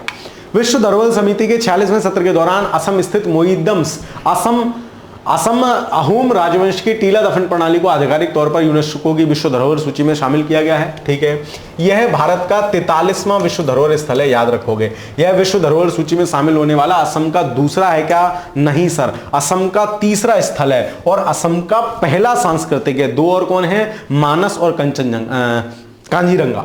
मोईदम्स विश्व धरोहर सूची में शामिल किए जाने वाला असम का पहला सांस्कृतिक स्थल है। यह फैक्ट बिल्कुल सही है। ओवरऑल तीसरा है। कौन सही नहीं है? स्टेटमेंट 3 सही नहीं है, बाकी तीनों, 3 के सिवा अन्य तीनों 1, 2, 4 सही हैं। बढ़िया सवाल। ठीक, चलो, 4 नए देश FATF की ग्रे सूची में शामिल। पुराना है, नहीं पूछा जाएगा, फिर भी स्पीड में पढ़ के देख लेते हैं कौन से 4 देश हैं। FATF का पूर्ण रूप फाइनेंशियल एक्शन टास्क फोर्स है। इसकी स्थापना वर्ष 1989 में फ्रांस की राजधानी पेरिस में की गई थी। FATF के एक अंतर सरकारी निकाय है जिस G7 शिखर सम्मेलन के दौरान स्थापित किया गया था, तो ये याद रख लेना। ठीक है, FATF को। FATF वैश्विक मनी लॉन्ड्रिंग और आतंकी वित्त पोषण पर नजर रखने वाली एक संस्था है। वर्तमान में FATF के कुल 40 सदस्य हैं, जिनमें 2 क्षेत्रीय संगठन, यूरोपीय आयोग और खाड़ी सहयोग परिषद शामिल हैं। टोटल 40 मेंबर हैं। ठीक है, FATF के, जिनमें 2 क्षेत्रीय संगठन हैं, है ना। इन सदस्यों को 24 फरवरी 2023 को FATF ने रूस की सदस्यता को निलंबित कर दिया था। ध्यातव्य है कि 2006 में भारत को फाइनेंशियल एक्शन टास्क फोर्स के पर्यवेक्षक देश के रूप में शामिल किया गया है। 25 जून 2010 को भारत फाइनेंशियल तो भारत ने FATF कब ज्वाइन किया है? 2010 में। यह भी बात याद रखोगे तो FATF से बेसिक क्वेश्चन बनेगा, तो यहां से सवाल बनाएगा। 23 से 25 अक्टूबर को FATF के पूर्ण बैठक एलिसा डा एंड्रा माद्रोजा की अध्यक्षता में संपन्न हुई। इस बैठक में अल्जीरिया, अंगोला, तो याद रखना अल्जीरिया, बोले तू बहुत गोला फेंक रहा रे, कोटे डी आइवर और लेबनान, इनको ग्रे सूची में शामिल कर दिया। अल्जीरिया है ना, तो एक तो जीरा है, गोला है, तो Algeria, Angola, Cote d'Ivoire और लेबनान, 4 को याद रखोगे, वैसे पूछा नहीं जाएगा फिर भी। सेनेगल को FATF की ग्रे सूची से बाहर कर दिया है। सेनेगल एक कंट्री है, उसको बाहर कर दिया है। कौन सा सही है? 23 से 24 अक्टूबर 2024 को FATF की पूर्ण बैठक मैक्सिको की अध्यक्षता में संपन्न हुई, तो हमने देख लिया है ना। मैक्सिको की अध्यक्षता, मैक्सिको की ये एलिसा फलाना डिमाका जो भी थी, इनकी अध्यक्षता में संपन्न हुई। Algeria, Angola, Cote d'Ivoire और लेबनान को ग्रे सूची में शामिल किया गया, दोनों सही हैं। Option number C. और किसे बाहर किया गया है? तो हमने देखा था सेनेगल को बाहर किया गया। सेनेगल, तेरे से गल करनी है, तू जरा बाहर कोई है दीदी, अभी आई, आजा आजा आजा। ठीक है, चलो ध्यान रखोगे। आगे चलते हैं। वैश्विक पेंशन सूचकांक अनइंपॉर्टेंट चीज है, कोई दिक्कत नहीं है। वैश्विक पेंशन सूचकांक Mona's centre for financial studies, Mona's university स्थित मोनास बिजनेस स्कूल का अंग और मर्सर के सहयोग से CFA संस्थान निवेश क्षेत्र का पेशेवर वैश्विक संघ द्वारा प्रायोजित सर्वेक्षण है। गौरतलब है कि वर्तमान में 2024 में सूचकांक विश्व भर में 48 वार्षिक पेंशन प्रणालियों का एक व्यापक तुलनात्मक अध्ययन प्रस्तुत किया गया। 15 अक्टूबर 2024 को मर्सन ने जारी की सूचकांक का 16वां वार्षिक संस्करण है। MCGPI 2024 के अनुसार नीदरलैंड, आइसलैंड, डेनमार्क और इजराइल सेवानिवृत्त आय प्रणालियों में विश्व में सर्वश्रेष्ठ हैं। तो सेवानिवृत्ति के बाद बढ़िया पेंशन नीदरलैंड, बोले कोई दिक्कत नहीं है, नीदरलैंड बढ़िया नींद आती है भाई, नीदरलैंड बढ़िया नींद आती है। क्यों? क्योंकि पेंशन बढ़िया मिल रही है, तो नीदरलैंड नंबर 1 है। तो नंबर 1 रैंक किसकी है? नीदरलैंड की। भारत कितना है? 48। याद कैसे रखोगे? भारत में आदमी जब रिटायर हो गए तो सर 50% तनख्वाह की पेंशन मिले है, 50 न मिलके अब 48 मिलेगी जी। कितनी मिलेगी? 48। 2% हम लेंगे। कौन? हम लेंगे भाई, लूंगा नहीं। ए प्रभु, याद रखने के लिए बता रहा हूं, 2% में लूंगा, ठीक है, मत तुम जाके कह दो। वैश्विक भूख सूचकांक, भूख बहुत लग गई है ना, 1.5 घंटा हो गया होगा बोलते बोलते। चलो, वैश्विक भूख सूचकांक एक ऐसी युक्ति है जो वैश्विक, क्षेत्रीय तथा राष्ट्रीय स्तरों पर भुखमरी की गणना, उसकी वस्तु स्थिति का पता लगाने के लिए डिजाइन की गई है। वैश्विक भूख सूचकांक 4 संकेतकों यथा अल्पपोषण, बाल दुबलापन, बाल ठिगनापन और बाल मृत्यु दर, तो ये याद रखोगे। कौन कौन से 4 हैं पूछा जा सकता है? अल्पपोषण, अंडर न्यूट्रिशमेंट, बाल दुबलापन, चाइल्ड वेस्टिंग, बाल ठिगनापन, चाइल्ड स्टंटिंग और बाल मृत्यु दर। 3 बातों पे है ना, बौना, ठिगना, अल्पपोषण और मृत्यु दर पर आधारित है। वैश्विक भूख सूचकांक कंसर्न वर्ल्ड वाइड और बेस्ट हंगर रीफ द्वारा जारी किया गया। IFBH इंस्टीट्यूट रिपोर्ट के प्रकाशन में अकादमिक भागीदार था। 19वां संस्करण है। लैंगिक न्याय किस प्रकार जलवायु प्रतिरोधक क्षमता भूमि भूख को बढ़ावा देता है? 127 देशों में ग्लोबल हंगर इंडेक्स की गणना की गई। 2024 में इतना भुखमरी का मध्यम स्थिति प्रदर्शित करता है। वैश्विक स्तर पर कोई भी देश भुखमरी के चरम भयावह स्थिति में नहीं है। 22 ऐसे शामिल हैं जिनका स्कोर 5 से कम है। अलग अलग व्यक्तिगत रैंक प्रदान नहीं की गई है, बल्कि सामूहिक रूप से इन्हें 1 से 22 की रैंक में सूचीगत प्रदान किया गया है। इन देशों में चिली, चीन, क्रोएशिया, कुवैत, लातविया, सार्बिया, तुर्की, संयुक्त अरब शामिल हैं। आर्मेनिया सूचकांक में 23वें स्थान पर है। वैश्विक भूख सूचकांक में भारत की रैंक 105वीं है, ध्यान रखना। तो तुम्हें भूख लगी हो, ये हमारे लिए खैर चिंताजनक स्थिति है, लेकिन फिर भी तुम्हें भूख लगी हो तो 10 रुपए की 5 आती हैं पूड़ी। सर 10 की 5 कहीं नाम है भाई, मिल जाए, खा के तो देखो। जिसको ज्यादा भूख लगती है वो 10 रुपए की 5 पूड़ी खाता है ना। 10 रुपए की 5, 10 रुपए की 5, 10 रुपए की 5 याद रह जाएगी। ज्यादा भूख लगेगी तो 10 रुपए की 5 वाली पूड़ी खाओगे। 105 हमारी रैंक है। स्पष्ट है कि GHI global hunger index 2024 Bharat का स्कोर काफी गंभीर स्थिति को प्रदर्शित करता है। ठीक, सबसे ज्यादा भुखमरी किसके पास है? सोमालिया। ठीक है, चलो सवाल कौन सा सही नहीं है? Food and agriculture organization FAO द्वारा वैश्विक सूचकांक जारी किया गया क्या? सर नहीं, ये तो कोई और संस्था कर रही थी। कौन? कंसर्न वर्ल्ड वाइड और बेस्ट हंगर रिलीफ कर रही थी। तो FAO द्वारा नहीं, ये गलत हो जाएगा, पहला गलत है। वैश्विक भूख सूचकांक 2000 भारत की रैंक 27.3 के साथ 105वीं है, स्कोर के साथ बिल्कुल ठीक है। कौन सा सही नहीं है? ऑप्शन नंबर ए, केवल 1। ठीक, चलो अंतरराष्ट्रीय सम्मेलन व अंतरराष्ट्रीय घटनाक्रम, जो सूचकांक टूचकांक थे वो हमने सब कर लिए। अंतरराष्ट्रीय सम्मेलन है, सम्मेलन के बाद अंतरराष्ट्रीय कुछ आपदाएं हैं, है ना, और नियुक्ति हैं। तो सम्मेलन में कोई ऐसी 2-3 महत्वपूर्ण है, उनको हम देख लेंगे। ऐसे ही नियुक्तियों में, अभी नियुक्तियां हम जब आगे पढ़ेंगे तब महत्वपूर्ण पढ़ेंगे, है ना, और घटनाएं भी आगे। लेकिन यहाँ पता नहीं इन्होंने क्यों थोड़ा थोड़ा 2-2 दे दिए हैं, नाम के लिए दे दिए, तो हम भी देख लेते हैं फटाफट। 51वां G7 शिखर सम्मेलन पूछा जाएगा। 51 है, G7 है, तो 15 से 17 जून के मध्य कनाडा की अध्यक्षता में, याद रखोगे, कनाडा की अध्यक्षता में, कनानास्किस अल्बर्टा कनाडा में हुआ। ठीक है, तो इसको याद रखना, कनाडा G7। ठीक है, तो G7, तो कनाडा को याद रखोगे G, और सरदार जी मैं हमेशा याद कराता हूं, ज्यादा कनाडा में खूब सरदार जी रहते हैं, तो सरदार जी कनाडा याद रखोगे G7। ठीक है, G20 से कंफ्यूज मत होना, G7 है। ठीक, चलो 1 जनवरी 2025 को कनाडा ने इटली से G7 की अध्यक्षता ली। तो इस बार कनाडा का G7 कनाडा में हुआ है, तो इस बार का अध्यक्ष कनाडा 2025 का। 2024 में कौन था? इटली। ठीक, इटली। पिछली बार इटली गए थे ना हमारे भैया, ओ हो दीदी भैया। कनाडा के प्रधानमंत्री मार्क कान ने इस शिखर सम्मेलन की अध्यक्षता की।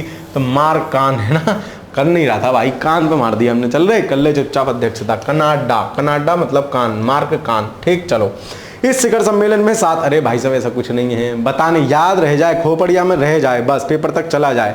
पेपर तक कब जाएगा? रिवीजन करोगे, क्वेश्चन से रिवीजन कर लोगे या वीडियो दोबारा देख लोगे। 2x पे लगा के देख लेना, भले के लिए बता रहा हूं तुम्हारे। ठीक, चलो लास्ट के 3 दिन में डिवाइड, मान लो मैंने 10-12 वीडियो कराए, 2-2 घंटे के होंगे, तो 3 वीडियो कितने हो गए, 6 घंटे के, 6 को तुम 2 से डिवाइड कर लो, 3 घंटा। तो लास्ट के 3-4 दिन में कान में लगा के सुनते जाना, तो पूरा करंट अफेयर्स तुम्हारा रिवाइज हो जाएगा।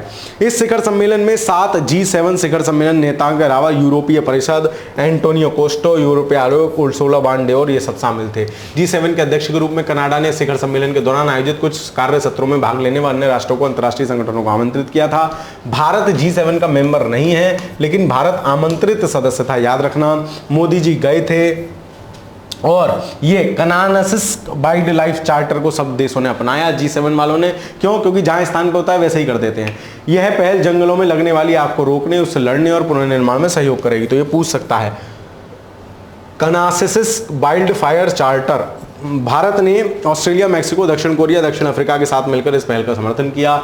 G7 क्या है? G7 विश्व की 7 औद्योगिक महाशक्तियों का संगठन है। इस संगठन के सदस्यों में कौन कौन है? G7 तो 3 तो ये हैं, अमेरिका और यूके, 3 ये हो गए। देखो, कनाडा, यूके, कनाडा और यूके, मतलब यूएसए, कनाडा, यूके। फिर 3 वो हैं, जर्मनी, फ्रांस और कौन है? इटली। तो जर्मनी, फ्रांस, इटली ये पड़ोसी हैं, और चौथा जापान है। तो 3 इधर से याद कर लो, कनाडा, यूएस और यूके। फिर यहीं यूरोप में 3 और आ जाएंगे, फ्रांस, जर्मनी और इटली, फिर एक जापान आ जाएगा। तो G7 कंट्री आपसे पूछी जा सकती है, इसको ध्यान रखोगे। ठीक, चलो, कौन सही है? 15-17 जून 2025 के मध्य कनाडा की अध्यक्षता में 51वें जी शिखर सम्मेलन का आयोजन किया गया। बिल्कुल ठीक है। G7 सदस्य देशों ने कनासिस वाइल्ड लाइफ चार्टर को अपनाया। ठीक है। G7 के नाम दे दिए, कौन कौन है? यूएस है, कनाडा है, भारत है। क्या भारत G7 का मेंबर नहीं है? ब्राजील नहीं है, चाइना नहीं है, मैक्सिको नहीं है, जापान है। कौन कौन है? रिवाइज करो, कनाडा, यूएसए, यूके, फिर जापान, जर्मनी, क्या कहते हैं, फ्रांस, जर्मनी और इटली और जापान। ठीक है, तो ऐसा ध्यान रखोगे। ठीक, चलो, तो तीसरा गलत हो जाएगा। कौन सही है? 1 और 2 सही हैं। ओके, आगे चलते हैं। तीसरा संयुक्त राष्ट्र महासागर शिखर सम्मेलन, यो क्या बला है सर? अभी बताते हैं।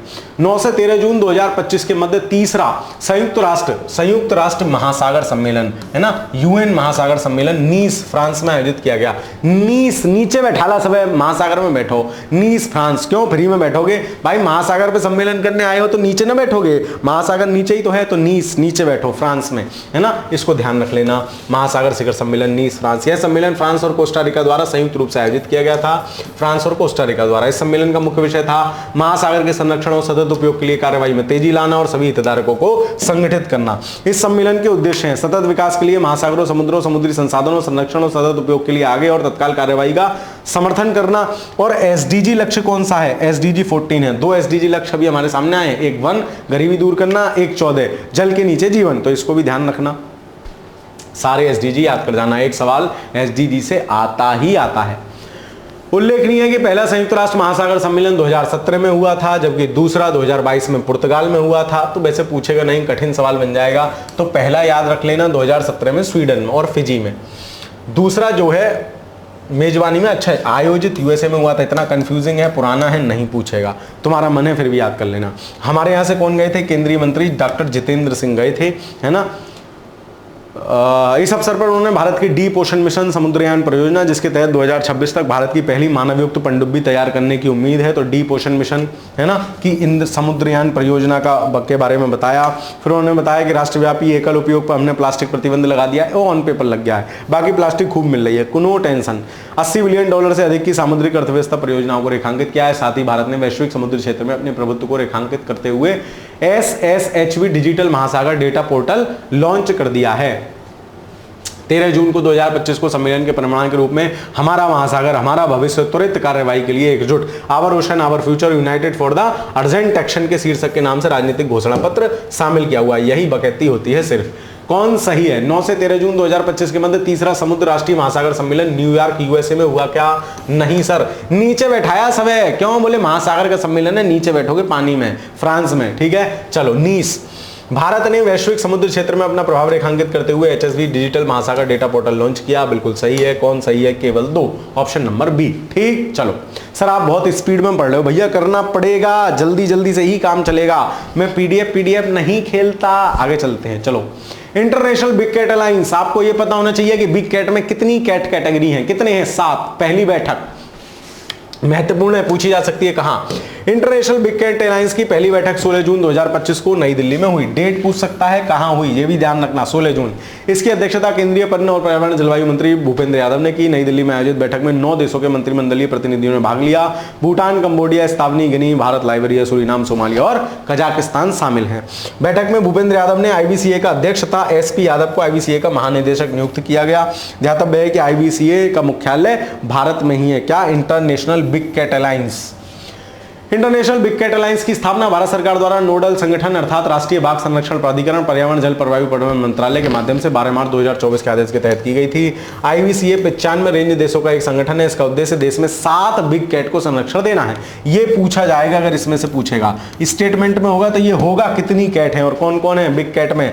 कि इसमें ध्यान रखना, बिल्ली नहीं है, बाघ है, शेर है, तेंदुआ है, हिम तेंदुआ है, चीता है, जगुआर है और प्यूमा है। तो तुमको इसमें बिग कैट में कहीं बिल्ली दिखाई दे दे, बिलौटा दे दे, तो तुम उसे लगाया हो, बिल्ली नहीं है।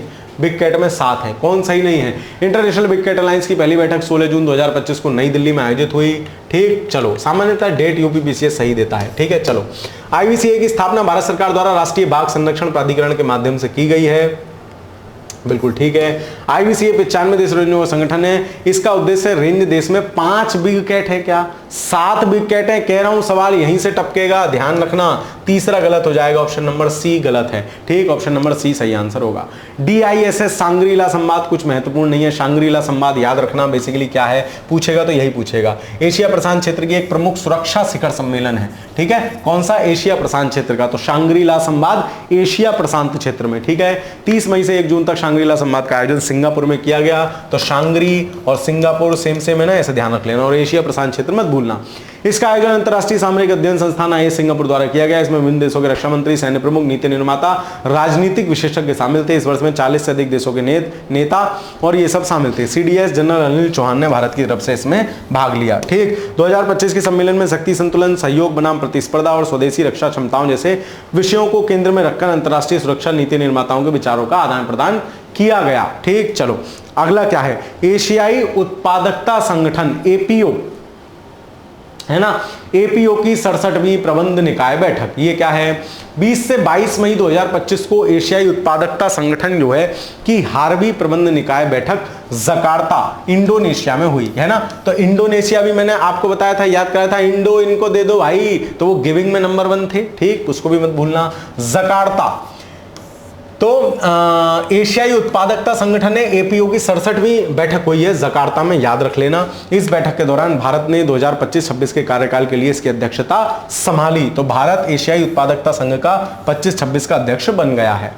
यह प्रबंध निकाय एशियाई उत्पादकता संघ का सर्वोच्च निर्णय लेने वाला प्राधिकरण है। इस संगठन की रणनीतिक दिशा निर्धारित करने, प्रमुख प्रस्तावों को मंजूरी देने, सचिवालय के प्रदर्शन की समीक्षा करने, वार्षिक आधार पर बैठक करता है। ठीक है, कहानी चल रही है मास्टर, तुम उधर खड़े होकर पढ़ लो, थोड़ी देर हमारी तरफ भी देख लो।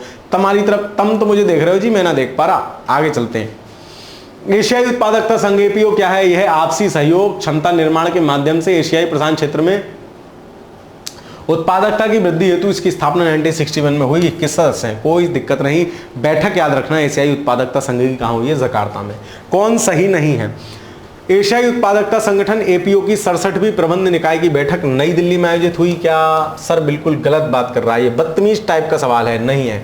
इस बैठक के दौरान भारत ने 25-26 के कार्यकाल के लिए अध्यक्षता ली। ये बात बिल्कुल सही है। हमसे पूछा है कौन सही नहीं है, ऑप्शन 1 हो जाएगा इसमें से जो सही नहीं है, केवल एक, ऑप्शन नंबर ए।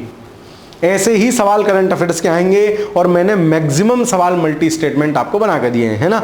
हम नया इनोवेशन करते हैं, लोग इसको कॉपी करते हैं, बहुत सारे लोग क्वेश्चंस देने लग गए हैं। खैर, मैंने पिछले 2 वर्षों से ये प्रथा शुरू की है कि मैं आई दृष्टि के साथ क्वेश्चंस लाता ही हूं। मैंने आपको आरओ में भी ऐसे ही प्रैक्टिस कराई थी, मैंने आपको यूपीपीसीएस के समय भी ऐसे ही प्रैक्टिस कराई थी। 46वां आसियान शिखर सम्मेलन पूछा जाएगा, पूछा गया किसमें? यूकेपीसीएस में। चलो, 26 मई 2025 को 46वें आसियान शिखर सम्मेलन कुआलालंपुर मलेशिया।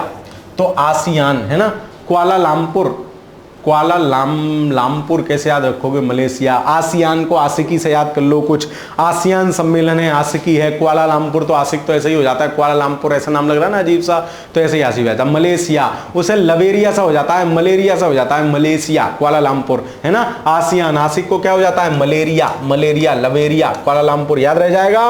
यस सर, ठीक है। इस शिखर सम्मेलन का मुख्य विषय समावेशीपन और स्थिरता, इंक्लूसिविटी एंड सस्टेनेबिलिटी था। मलेशिया के प्रधानमंत्री अनवर इब्राहिम ने शिखर सम्मेलन की अध्यक्षता की। सामान्यतः कोई भी सम्मेलन जहां होता है उसका जो सर्वोच्च अध्यक्ष इत्यादि इत्यादि होता है वही उसकी अध्यक्षता करते हैं। शिखर वार्ता में आसियान नेताओं ने आसियान एकता व केंद्रीय भूमिका को मजबूत करने वर्ष 2045 तक साझा विजन हेतु कुआलालंपुर घोषणा को भी अंगीकार किया। तो कुआलालंपुर मलेशिया, यूकेपीसीएस में पूछा गया है, ध्यान रखना सवाल। आसियान क्या है, यह 10 दक्षिण पूर्वी एशियाई देशों का समूह है। कौन कौन है, Indonesia, Thailand, Singapore, Philippines, Malaysia, Vietnam, Brunei Darussalam, Cambodia, Myanmar, लाओदा, पीडीआर, ठीक है। ये 10 देश हैं। इंडिया इसमें नहीं है, इंडिया G7 में नहीं है, याद रखोगे। इसकी स्थापना 1967 में हुई थी। आसियान का मुख्यालय कहाँ है, जकार्ता, ठीक है। तो आसियान का मुख्यालय कहाँ है, जकार्ता। और जकार्ता में भी एक और सम्मेलन हुआ एशियाई उत्पादकता संघ वालों का। और आसियान का सम्मेलन कहाँ हुआ है, मलेशिया कुआलालंपुर। आशिकान मतलब आशिक, ठीक है। और आशिक क्या हो जाता है, कुआलालंपुर से हो जाता है, मलेरिया हो जाता है उसे। आसियान के 11वें संभावित सदस्य के रूप में अभी तक 10 हैं। तिमोर लेस्ते का प्रवेशता सिद्धांत स्वीकार किया जा चुका है। आसियान की बैठकों में पर्यवेक्षक के रूप में उपस्थित रहता है। कोई भी देश किसी संगठन में शामिल किया जाता है तो पहले उसे पर्यवेक्षक बनाया जाता है, उसके बाद शामिल किया जाता है, याद रखना ये बात। कौन सही है, 26 में अरे यार मई होगा 2025 को 46वें आसियान शिखर सम्मेलन का आयोजन कुआलालंपुर मलेशिया में किया गया, बिल्कुल ठीक है। इस सम्मेलन के दौरान आसियान के 11वें संभावित सदस्य के रूप में तिमोर लेस्ते के प्रवेश सिद्धांत का स्वीकार किया जा चुका है। दोनों सही हैं, 1 और 2 दोनों सही हैं। मंत्रिपरिषद कॉम 2024 हिंद महासागरीय रिम एसोसिएशन की बैठक, ये क्या है, 21 मई 2025 को मंत्री स्तरीय 24वीं हिंद महासागर रिम एसोसिएशन है ना, हिंद महासागर रिम एसोसिएशन की बैठक IOIR की श्रीलंका द्वारा वर्चुअली आयोजित की गई। मेजबान श्रीलंका, ठीक है। मुख्य विषय भविष्य की पीढ़ी के लिए हिंद महासागर, कोई बात नहीं, और वैसे ही ऑर्गेनाइज कर रहा है श्रीलंका ने, कंप्यूटर पर बैठा लिए सारे। हिंद महासागर रिम एसोसिएशन क्या है, यह उच्च स्तर की अंतर, अब बहुत उच्च है भाई, उच्च स्तर की अंतर क्षेत्रीय साझेदारी के माध्यम से इंडो पैसिफिक में शांति स्थिरता सुदृढ़। 1997 में स्थापना हुई, मुख्यालय एविन मॉरिशस में, बिल्कुल अनइम्पोर्टेंट टाइप चीज है।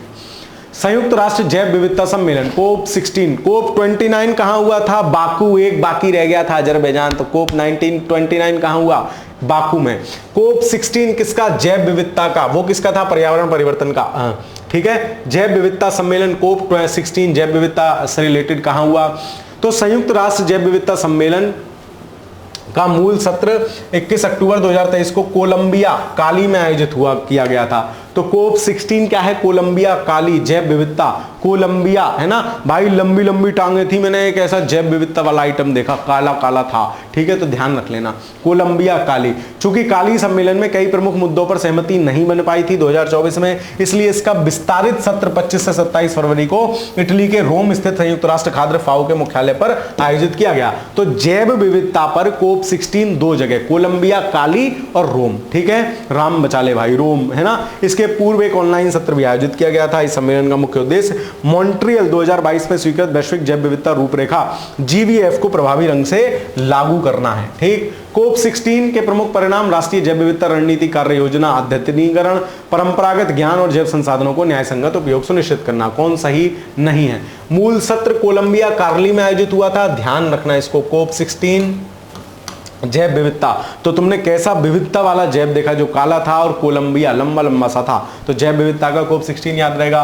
विस्तारित सत्र इटली के रोम में आयोजित हुआ, बिल्कुल ठीक है। सम्मेलन के परिणाम स्वरूप अद्यतनीकरण इस योजना का किया, NBSAP का, बिल्कुल ठीक है, ऑप्शन नंबर डी, सारे सही हैं। कौन सा सही नहीं है हमसे पूछा था, तो इनमें से कोई नहीं। 19वां G20 शिखर सम्मेलन, अब G7 हम देख के आए थे, कहां हुआ था, G7 सबसे शुरू में देखा है ना, तो G7 हमने सबसे शुरू में देखा था, कहां हुआ था, ठीक है। चलो बताओ, कमेंट के माध्यम से बताओ, याद है क्या, लो मैं दोबारा याद कर देता हूं, मास्टर भूल गए, लो ये रहा G7, अच्छा बिग कैट अलायंस पे आ गए क्या, कहां गया भाई G7, ये रहा G7, तो G7 कहां हुआ है, कनास्कसिस अल्बर्टा कनाडा, ठीक है। चलो याद रह जाएगा, चलो आगे चलते फटाफट, चलो भाई देखो G20 कहाँ हो रहा है? अब 19वां G20 है, 18वां का तो हमने उसका वो किया था। अब 19वां G20 शिखर सम्मेलन है। 19वां G20 शिखर सम्मेलन रियो डी जेनेरियो ब्राजील में आयोजित हुआ है ना। तो हम हैं, हमारे बाद ब्राजील अध्यक्ष है, ब्राजील के बाद साउथ अफ्रीका शायद है भी इसमें आएगा। ब्राजील के राष्ट्रपति लुइज इनाविसे लूला डी सिल्वा द्वारा किया गया। नवंबर 2024 में शिखर सम्मेलन का स्लोगन था एक न्याय संगत विश्व और एक टिकाऊ ग्रह का निर्माण, building A just world and sustainable planet. इस शिखर सम्मेलन में G20 के 19 देशों और 2 सदस्य क्षेत्रीय गुटों अफ्रीकी संघ और यूरोपीय संघ ने भाग लिया।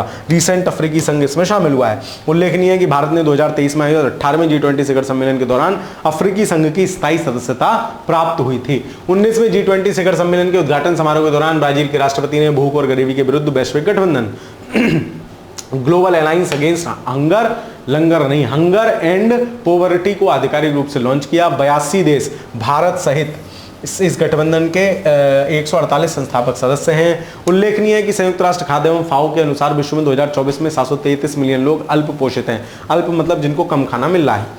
19वें G20 शिखर सम्मेलन के दौरान ही ब्राजील यूनेस्को संयुक्त राष्ट्र जलवायु परिवर्तन सूचना अखंडता के लिए वैश्विक पहल को लॉन्च किया। 19वें G20 शिखर सम्मेलन भारत का प्रतिनिधि नरेंद्र मोदी ने किया। 20वें के शेरपा G20 हेतु भारत के शेरपा अमिताभ कांत हैं। 19वें G20 शिखर नेताओं द्वारा G20 Rio de Janeiro leaders declaration को अंगीकृत किया गया। G20 शिखर सम्मेलन 2025। अब दक्षिण अफ्रीका ने G20 की अध्यक्षता ले ली है। तो ट्रियो का कोई पूछे, भारत, ब्राजील और दक्षिण अफ्रीका। भारत एवं ब्राजील के बाद लगातार तीसरा अवसर है जब कोई ब्रिक्स देश G20 का अध्यक्ष बना है। तो ब्रिक्स में कितने कंट्री हो गए हैं? ध्यान रहेगा 11 हो गए हैं सर। कौन कौन? 5 तो नाम से ही क्लियर हैं। 3 EE वाले इथोपिया, इंडोनेशिया, ईरान। 2 UAE वाले, UAE और संयुक्त अरब अमीरात और दूसरा जो है उसका भैया यार, और एक मिस्री, बाटो मिस्री। ठीक, चलो। प्रथम अवसर होगा जब अफ्रीका महाद्वीप में कोई देश G20 शिखर सम्मेलन की मेजबानी करेगा, याद रखना।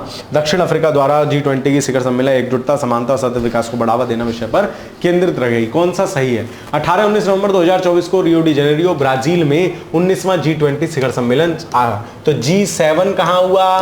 क्वालालंपुर, वो क्या था? कनाडियाई कनासाई कुछ है ना, कनाडा में। ठीक है, चलो। तो सरदार जी कनाडा।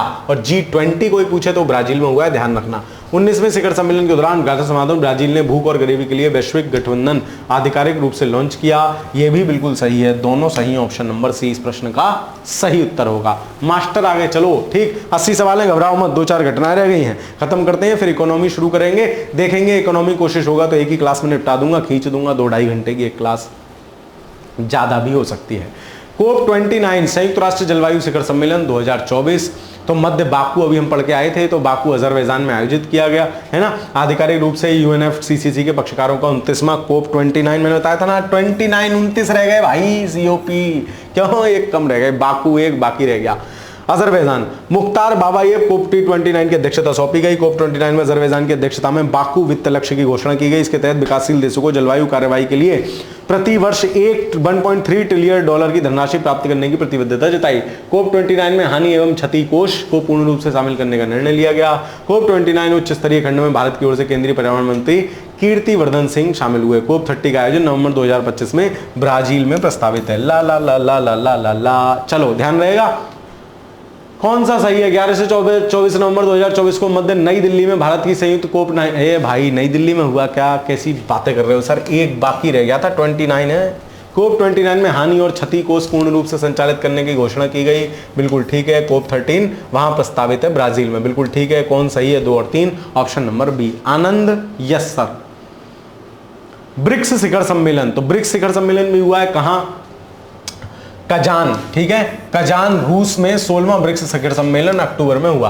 तो ये सारे सम्मेलन याद रखना, पूछा जाएगा। कजान, तो ब्रिक्स क्या है? ब्रिक्स इस समय जान हो रहा है ना। क्यों? टोनी भैया कह रहा है, अपना डोनाल्ड ट्रंप, टोनी भाई है ना। तो टोनी भाई का कह रहा है ब्रिक्स वालों तुम ज्यादा मत बनो, मैं तुम्हारे बिक्स लगा दूंगा। क्यों? क्योंकि बोले तुम अपनी करेंसी लॉन्च करने की सोच रहे हो, मुझे कमजोर करने की सोच रहे हो। तो ब्रिक्स क्या बना हुआ है? एकदम ब्रिक्स एकदम जान बना हुआ है इस समय, एकदम सेंटर पॉइंट। ओ हो, कजान रूस रूस में आयोजित किया। ठीक है, ध्यान रह जाएगा। और टोटल कंट्री कितनी हो गई हैं? 11। इस शिखर सम्मेलन का केंद्रीय विषय क्या था? न्यायपूर्ण वैश्विक विकास और सुरक्षा के लिए बहुपक्षवाद को सुदृढ़ करना। यह शिखर सम्मेलन रूस की अध्यक्षता में आयोजित हुआ। 1 जनवरी 2024 को ब्रिक्स समूह का विस्तार होने के पश्चात आयोजित होने वाला है पहला ब्रिक्स शिखर सम्मेलन है। 4 नए सदस्य देश मिस्र, इथियोपिया, ईरान, संयुक्त अरब अमीरात शामिल हुए थे। अब इसमें इंडोनेशिया भी है और वो भी है संयुक्त अरब अमीरात का भैया सऊदी अरब भी है। ठीक, चलो ब्रिक्स समूह में शामिल होने के लिए सऊदी अरब को भी आमंत्रित किया गया था, लेकिन अभी तक उसने, ये पुरानी घटना है ना, ये पुराना है तो इसको ध्यान रखना, ये पुराना मामला है तो इसको ध्यान रखना। ठीक है, चलो खैर कौन कौन थे हमने देख लिया। नाटो के सदस्य तुर्कियों, ब्रिक्स शिखर सम्मेलन 2024 24 अक्टूबर, कोई बात नहीं, कुछ महत्वपूर्ण नहीं। 16वें ब्रिक्स शिखर सम्मेलन का कजान घोषणा पत्र शामिल किया गया। ब्रिक्स भूगोलवेत्ता दिवस, ब्रिक्स शिखर सम्मेलन भागीदार देश की नई श्रेणी में शामिल हुआ। कोई नहीं होगा, ये नहीं होगा, वो नहीं होगा। ठीक है, चलो कुछ महत्वपूर्ण नहीं है। अब 2025 में ब्रिक्स की अध्यक्षता ब्राजील द्वारा की जाएगी, है ना। चलो 17वां ब्रिक्स शिखर सम्मेलन ब्राजील में आयोजित होगा। ब्रिक्स शिखर सम्मेलन 2024 में भारत, तो ये भारत गया, रूस में गया, रूस के दम्मू रवि जो सचिव हैं आर्थिक मामलों के, वो जो है इसमें भारत की तरफ से शेरपा थे। ठीक है, चलो ब्रिक्स क्या है? अंतर सरकारी संगठन है, कुल 11 देश शामिल हैं इसमें। ब्राजील, रूस, भारत, चीन, दक्षिण अफ्रीका, सऊदी अरब, इंडोनेशिया, मिस्र, इथियोपिया, ईरान, यूएई और संयुक्त अरब अमीरात, सऊदी अरब। ठीक है, तो ऐसे टोटल 11 देश हैं। ठीक, चलो सवाल क्या सही नहीं है? 24 अक्टूबर को कजान में रूस का, ये अक्टूबर 2024 में आयोजित हुआ। ठीक है, 16वें ब्रिक्स शिखर सम्मेलन का समापन कजान घोषणा पत्र जारी किया गया। ठीक है, भारत भागीदार देश के नाम से नई श्रेणी की स्थापना करने की घोषणा की ब्रिक्स शिखर सम्मेलन ने। बिल्कुल ठीक है, मतलब जो और आएंगे। 1 जनवरी को ब्रिक्स समूह के 5 सदस्य देश था ये शामिल हुए नहीं, तब तक ये स्टेटमेंट उस समय तक गलत है, लेकिन अब ये शामिल है तो याद रखना 5 नहीं 4 थे। इंडोनेशिया बाद में शामिल हुआ, इंडोनेशिया रीसेंट मेंबर है ब्रिक्स का। ठीक है, तो इसको ध्यान रखोगे, इस हिसाब से ये गलत है, लेकिन स्टेटमेंट में आ जाएगा तो अब इंडोनेशिया भी है। तो फिलहाल के लिए हमारा ये, लेकिन 78वां क्वेश्चन आप वर्तमान दृष्टि से नहीं याद रखोगे। ठीक है, चलो 2 सवाल और। अंतरराष्ट्रीय निर्वाचन किस किस के हो गए, इनको देख लेते हैं। लीजे म्यूंग, वैसे ये सब हम बाद में पढ़ेंगे जो जो निर्वाचन हुए हैं, लेकिन फिर भी चलो देख लो। लीजे म्यूंग दक्षिण कोरिया, साउथ कोरिया, है ना। लीजे म्यूंग तो बोले डीजे बजाऊंगा। अब साउथ कोरिया, ये वही वाला साउथ कोरिया है। ठीक है, याद रखना। नॉर्थ कोरिया के बगल में साउथ कोरिया, तो नॉर्थ कोरिया कह रहा है अच्छा, तो बोले लीजे, मैं बजाऊंगा अब डीजे। तम परमाणु बम छोड़ो जी, मैं डीजे बजाऊंगा। साउथ कोरिया, इसको याद रखना। नॉर्थ कोरिया के नीचे साउथ कोरिया, लीजे म्यूंग। ठीक है, चलो फिर एंथनी अल्बनीज, ऑस्ट्रेलिया के नए प्रधानमंत्री। एंथनी भाई अल्बनीज, है ना। तो ऑस्ट्रेलिया को मैं कहता हूं ट्रेलिया, ऑस्ट्रेलिया। तो एंथनी भाई जो है, मान लो तुम जहां गए वहां कोई एंथनी है जो ट्रेल आने वाला है, तो तुम कह रहे हो एंथनी, है ना। अमर अकबर एंथनी नहीं है, तो याद रखना अमर अकबर एंथनी से भी अमर से ऑस्ट्रेलिया याद रख लेना। तो अमर ऑस्ट्रेलिया, अमर अकबर एंथनी, तो एंथनी अल्बनीज याद रखना, या एंथनी भाई ट्रेलिया, ऑस्ट्रेलिया। ठीक है, चलो ये यहां के बन गए। करोल नवरोकी, पोलैंड, है ना।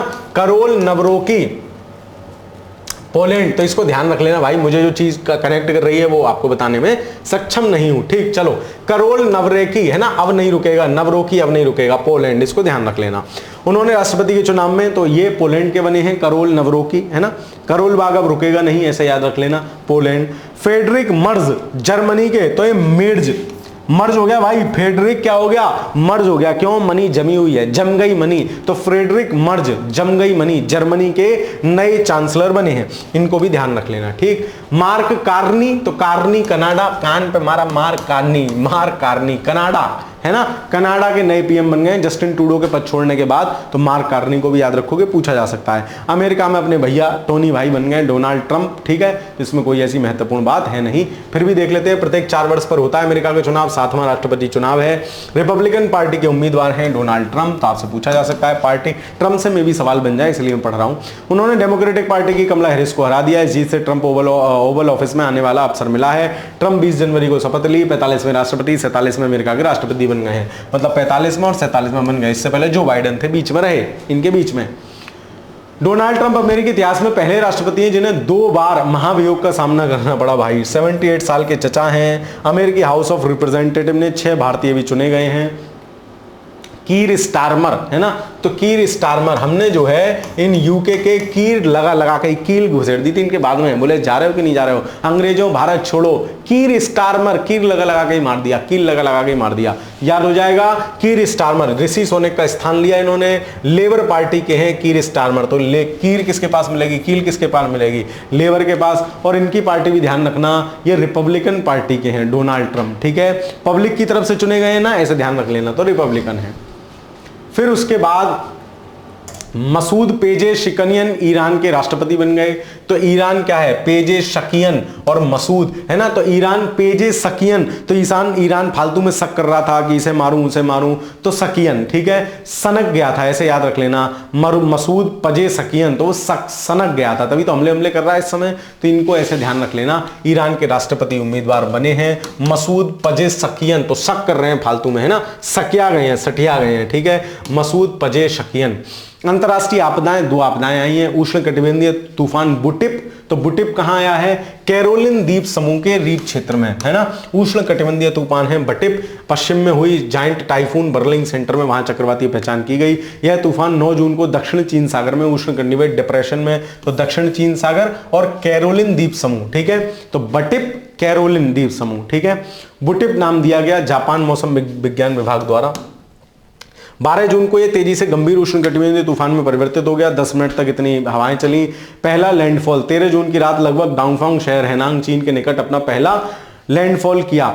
इस तूफान के कारण चीन में भारी नुकसान हुआ, इसकी चपेट में आने से कई लोगों की मृत्यु हो गई। दूसरा तूफान यागी, तो इसको ध्यान रखना, सुपर टाइफून यागी फिलीपींस में, है ना, तो वो कहां है, कैरोलिन द्वीप समूह में, बिटप टिटप जो भी है, बुटिप, है ना, कैरोलिन द्वीप समूह में है। और यागी कहां है, 2024 में पश्चिमी उत्तर प्रशांत क्षेत्र में आया उष्णकटिबंधीय तूफान है, फिलीपींस में। याद रखना 4 कैटेगरी का टाइफून था, जिसमें अधिकतम वायु गति कितनी थी, 240, ओ भाई इतनी स्पीड से चल रही थी। एक टाइफून ने दक्षिण पूर्वी एशिया में कई देशों को प्रभावित किया। इस टाइफून से प्रभावित होने वाले प्रमुख देश चीन, फिलीपींस, लाओस, थाईलैंड, म्यांमार थे। हालांकि इस टाइफून का सर्वाधिक महत्वपूर्ण प्रभाव वियतनाम और फिलीपींस पर देखने को पड़ा, तो ये ध्यान रखोगे। यह वियतनाम में आया अब तक का शक्तिशाली टाइफून है, साथ ही ये चीन में लैंडफॉल करने वाला दूसरा शक्तिशाली टाइफून है। फिलीपींस के पूर्व में एक निम्न दाब क्षेत्र के कारण यह टाइफून डेवलप हुआ। 6 सितंबर को चाइना में लैंडफॉल किया। ज्ञातव्य है कि जापानी भाषा में यागी का अर्थ होता है बकरी। भारत ने टाइफून यागी से प्रभावित देश को यह पूछा जा सकता है मानवीय सहायता दी, उसका नाम था ऑपरेशन सद्भाव। हमने कल 2 ऑपरेशन और पढ़े थे, एक पढ़ा था ऑपरेशन गंगा, जिसमें हमने करा था you can bath in Ganga, तो यूक्रेन से जो आदमी लाए थे वो गंगा थे। फिर एक पढ़ा था ऑपरेशन सिंधु, जो हमारे ईरान और इजराइल से हम नागरिकों को लाए हैं, वो ऑपरेशन सिंधु। ऑपरेशन सद्भाव, तो ऑपरेशन सद्भाव यागी से जो प्रभावित देश हैं उनके लिए, इसके तहत भारत ने $1 मिलियन मूल्य की मानवीय सहायता प्रदान की। सवाल, उष्णकटिबंधीय तूफान बुटिप की उत्पत्ति 5 जून 2025 को कैरोलिन द्वीप समूह के क्षेत्र में हुई थी, ठीक है। इस तूफान का पहला लैंडफॉल चीन के डांगफांग शहर में हुआ, ठीक है, कठिन सवाल है, आएगा नहीं, लेकिन फिर भी ध्यान रखना 1 और 2 दोनों सही है। लास्ट सवाल, अंतिम स्लाइड, कौन सही नहीं है। वर्ष 2024 में सुपर टाइफून यागी ने दक्षिण पूर्वी एशिया के कई देशों को प्रभावित किया। अभी हमने देख के आए थे, थाईलैंड, म्यांमार, चाइना वगैरह, इन सबको किया। टाइफून यागी से प्रभावित देशों को मानवीय सहायता के लिए ऑपरेशन सद्भाव लॉन्च किया। कौन सही नहीं है, ना तो 1 ना 2, क्यों, क्योंकि दोनों सही हैं। इसी के साथ हमने नेशनल करंट अफेयर्स और इंटरनेशनल करंट अफेयर्स को पूरी तरीके से कर लिया। चौथी क्लास थी, 4 क्लासेस में नेशनल इंटरनेशनल पूरा कर लिया है ना। ये तो लगभग 4 घंटे से भी कम में हमने इंटरनेशनल पूरा कर लिया है। मुझे लगता है पौने दो 3.5 घंटे में इंटरनेशनल पूरा कर लिया है। 2x पे लगा के देख लोगे, 2 घंटे में तुम किताब से नहीं पढ़ पाओगे, 2 घंटे से कम में यहां पढ़ लोगे। क्यों, क्योंकि 20-25 पेज हैं, 20 पेज आप 2 घंटे में बहुत मुश्किल से पढ़ पाओगे। इसलिए 2x पे लगा के वीडियो देखते चले जाओ, तुम्हें पता चल जाएगा कि क्या महत्वपूर्ण है, क्या याद रखने वाली बात है। मास्टर जो याद रखने वाली चीज होती है वो याद कराता ही रहता है, साथ में प्रश्न करा रहा है तो वो महत्वपूर्ण है। प्रश्नों का, केवल प्रश्नों का PDF भी मैं आपको बनवा के दे दूंगा मंडे तक, डोंट वरी। नेशनल इंटरनेशनल दोनों के PDF आपको मंडे तक मिल जाएंगे, है ना। बाकी क्लास कैसी लग रही है कमेंट के माध्यम से जरूर बताते चलना। निश्चिंत रहिए, 20 तारीख तक, चाहे मुझे 3 घंटे की भी क्लास लेनी पड़े, 20 तारीख तक आपकी आई दृष्टि कंप्लीट करा दूंगा। 20 के बाद जो वो है ना वन लाइनर वाला, वो मैं एग्जाम से 2-3 दिन पहले कराऊंगा, ताकि ताजी ताजी चीजें रह जाएं। करंट अफेयर्स का ठेका चार थोड़ी डालना है लेके, याद रखना है। तो वो मैं एग्जाम से 2-3 दिन पहले, यानी 22-23 तारीख में, 23-24 में कराएंगे, है ना। 2-3 घंटे की क्लास, तो उसको देख लेना, तो आपके पॉइंटर सारे याद हो जाएंगे। बाकी ये किताब पूरी हम 20 तारीख तक कंप्लीट कर देंगे, डोंट वरी। आराम से पढ़ो, रिवाइज करते रहो, ताकि चीजें दिमाग में रहें। निरा करंट से करंट मत लगाना, जीएस पे भी ध्यान देना, जीएस भी रिवाइज करना है। ल्यूसेंट टाइप बुक से, किसी फैक्चुअल बुक से, आपने अगर घटना चक्र पढ़ रखी है तो उनमें आपने कुछ निशान लगा रखे होंगे कठिन वाले, वो देखते रहिए। ये समय रिवीजन का है, जितना रिवीजन करेंगे, जितना फैक्ट रिकॉल करेंगे एग्जाम में, उतना ही अच्छा परिणाम आएगा। ठीक है, चलिए, तो रिवीजन करते रहिए, पढ़ते रहिए। समय पढ़ने का है, अध्ययन करने का है, पढ़िए, क्योंकि अंततः 27 जुलाई ही एग्जाम का दिन तय करेगा कि आपकी मेहनत क्या थी। ठीक है, तो आराम से पढ़िए। बाकी कोई दिक्कत समस्या हो तो टेलीग्राम आईडी आपके पास है, आप पूछ सकते हैं, कुछ भी अपने सवाल जवाब कर सकते हैं। ठीक है, वीडियो कैसी लगी कमेंट में जरूर बता दीजिएगा। चैनल पर नए हैं तो चैनल को सब्सक्राइब कर लीजिएगा, अपनी दोस्त मित्र मंडली सखा सहेलियों को वीडियो साझा कर दीजिएगा। मिलता हूं आपसे अगली वीडियो में, तब तक के लिए पढ़ते रहिए, रिवीजन करिए, खुश रहिए। धन्यवाद।